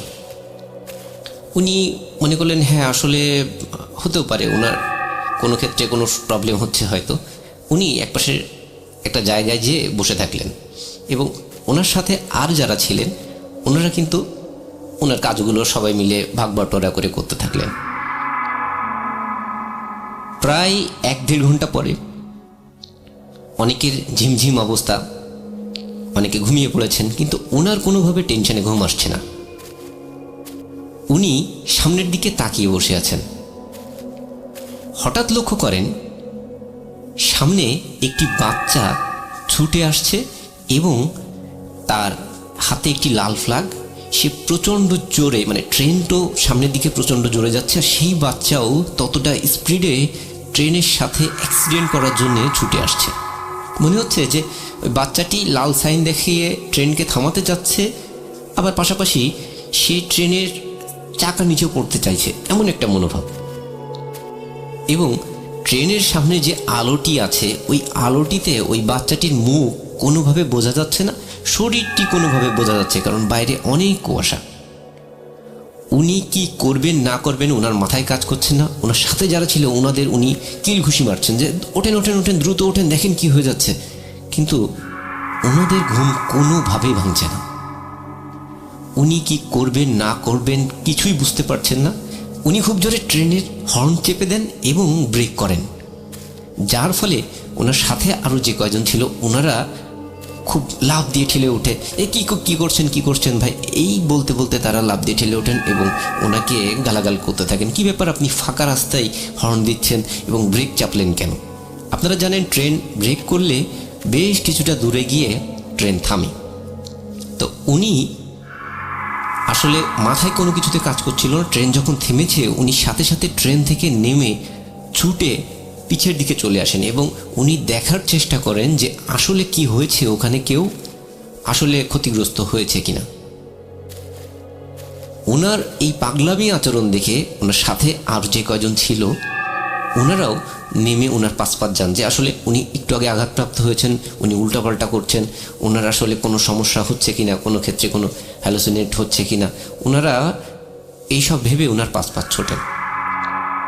ওনারা পাশপাত ছুটে গিয়ে দেখেন যে উনি ট্রাকের পরে অজ্ঞান হয়ে পড়ে আছেন। এরপরে ওনারা ধরাধরি করে ওনাকে আবার ট্রেনের মধ্যে নিয়ে আসেন। পানি টানি দিলে উনি আবার সেন্সে ফিরে আসেন। আবার ট্রেন চলা শুরু হয়। এই করতে গিয়ে ট্রেনের কিন্তু শিডিউলে বেশ কিছুটা ঘাটতি হয়ে যায়, অনেকটা লেট হয়ে যায়। ওনারা এইবার ট্রেনটি কিন্তু আরও একটু জোরে চালানোর চেষ্টা করেন, কারণ ঠিক সময়তে পৌঁছানোর জন্য এই টাইম গ্যাপটি ফিল আপ করার জন্য ওরা একটু জোরে চালানোর চেষ্টা করেন। ট্রেন চলছে, চারিপাশে খোলা মাঠ, একটা বিলের পাশ দিয়ে ট্রেনটি চলছে এবং একটা পর্যায়ে গিয়ে একটা সেতু আছে, একটা সেতুর উপর দিয়ে ট্রেনটি যাবে। এমন একটি পজিশনে গিয়ে ঘটে অদ্ভুত একটি কাণ্ড। ওই ট্রেনের ড্রাইভিংয়ে যারা ছিলেন, মানে ওই রুমের মধ্যে যারা ছিলেন, তারা সবাই লক্ষ্য করেন বেশ অনেকগুলো বাচ্চা তারা সেতুতে ওঠার আগেই একটা প্লেসে দাঁড়িয়ে আছে এবং রাত তখন 3:30 4টার কাছাকাছি এমন একটা সময়। ওই বাচ্চারা ট্রাকের পরে লাফ দিয়ে পড়ছে, হাত পা ট্রাকের পরে দিয়ে দিচ্ছে যাতে তারা ট্রেন তাদের হাত পায়ের উপর দিয়ে চলে যায়, তারা মারা যায় বা আত্মহত্যা করার চেষ্টা করছে। এইটি দেখে ওই রুমের মধ্যে যারা ছিলেন, যারা ট্রেন অপারেট করছিলেন, তারা সবাই মারাত্মক ভয় পান। তখন ওনারা বুঝতে পারেন যে আসলে উনি এর আগে যে ঘটনাগুলো বলছিলেন সেইগুলো আসলে সত্য। ওনারা সবাই মিলে চেষ্টা করে বিভিন্ন রকম হর্ন দিয়ে চিল্লায়ে বিভিন্ন রকমভাবে ওই বাচ্চাগুলোকে নিবৃত্ত করার চেষ্টা করছিলেন, কিন্তু আসলে কোনোটাই কিছু হয় না। ওনারা ইমার্জেন্সি ট্রেনের ব্রেক করে এবং ট্রেনের ব্রেক করার সাথে সাথে ওই জায়গায় একটি দুর্ঘটনা ঘটে। আসলে ব্যাপারটি হচ্ছে, দুর্ঘটনা ঘটার কারণ ওখানে ট্রেন লাইনটি কাটা ছিল। ওই দুর্ঘটনা ঘটার কারণে ওই ট্রেনের প্রায় 3 জন লোক মারা যায় এবং ড্রাইভিং যারা করছিলেন, যারা ট্রেনটি অপারেট করছিলেন, ওনাদের ভিতর থেকে 2 জন চাকরুচ্যুত হন। আমার সাথে ঘটনাটি যিনি শেয়ার করেছেন উনিও চাকরিচ্যুত হন। পরবর্তীতে ওনার অনেক মেন্টাল সমস্যা তৈরি হয়। উনি অনেক ডাক্তার দেখিয়েছেন, বিভিন্ন জায়গায় গিয়েছেন, বিভিন্ন তাবিজ কবজ নিয়েছেন, কিন্তু ওনার কোনোভাবেই কোনো সমস্যার সমাধান হয়নি। উনি ঘুমালেই দেখতে পান কিছু বাচ্চারা ছুটে এসে ট্রেনের নিচে পড়ছে, তাদের হাত পা কেটে চারিদিকে চলে যাচ্ছে, ট্রেনের সামনে রক্ত রক্ত হয়ে যাচ্ছে, ওনার রুমের ভিতরেও রক্ত রক্ত হয়ে যাচ্ছে। এটি দেখে উনি আত্মচিৎকার করে ঘুম থেকে উঠে যান। অনেক বছর ধরে ওনার সাথে এই ঘটনাগুলো ঘটছে, উনি কোনোভাবেই এটির কোনো সমাধান করতে পারেননি। আসলে সব ঘটনার হয়তো সমাধান হয় না, এটিও তেমন একটি ঘটনা। ঘটনাটি আমার কাছে অনেক বেশি অদ্ভুত মনে হয়েছে। রাসেল ভাই যদি ভালো লাগে তাহলে ঘটনাটি সবার উদ্দেশ্যে শেয়ার করবেন। আর আপনারা সবাই ভালো থাকবেন, সুস্থ থাকবেন। ধন্যবাদ।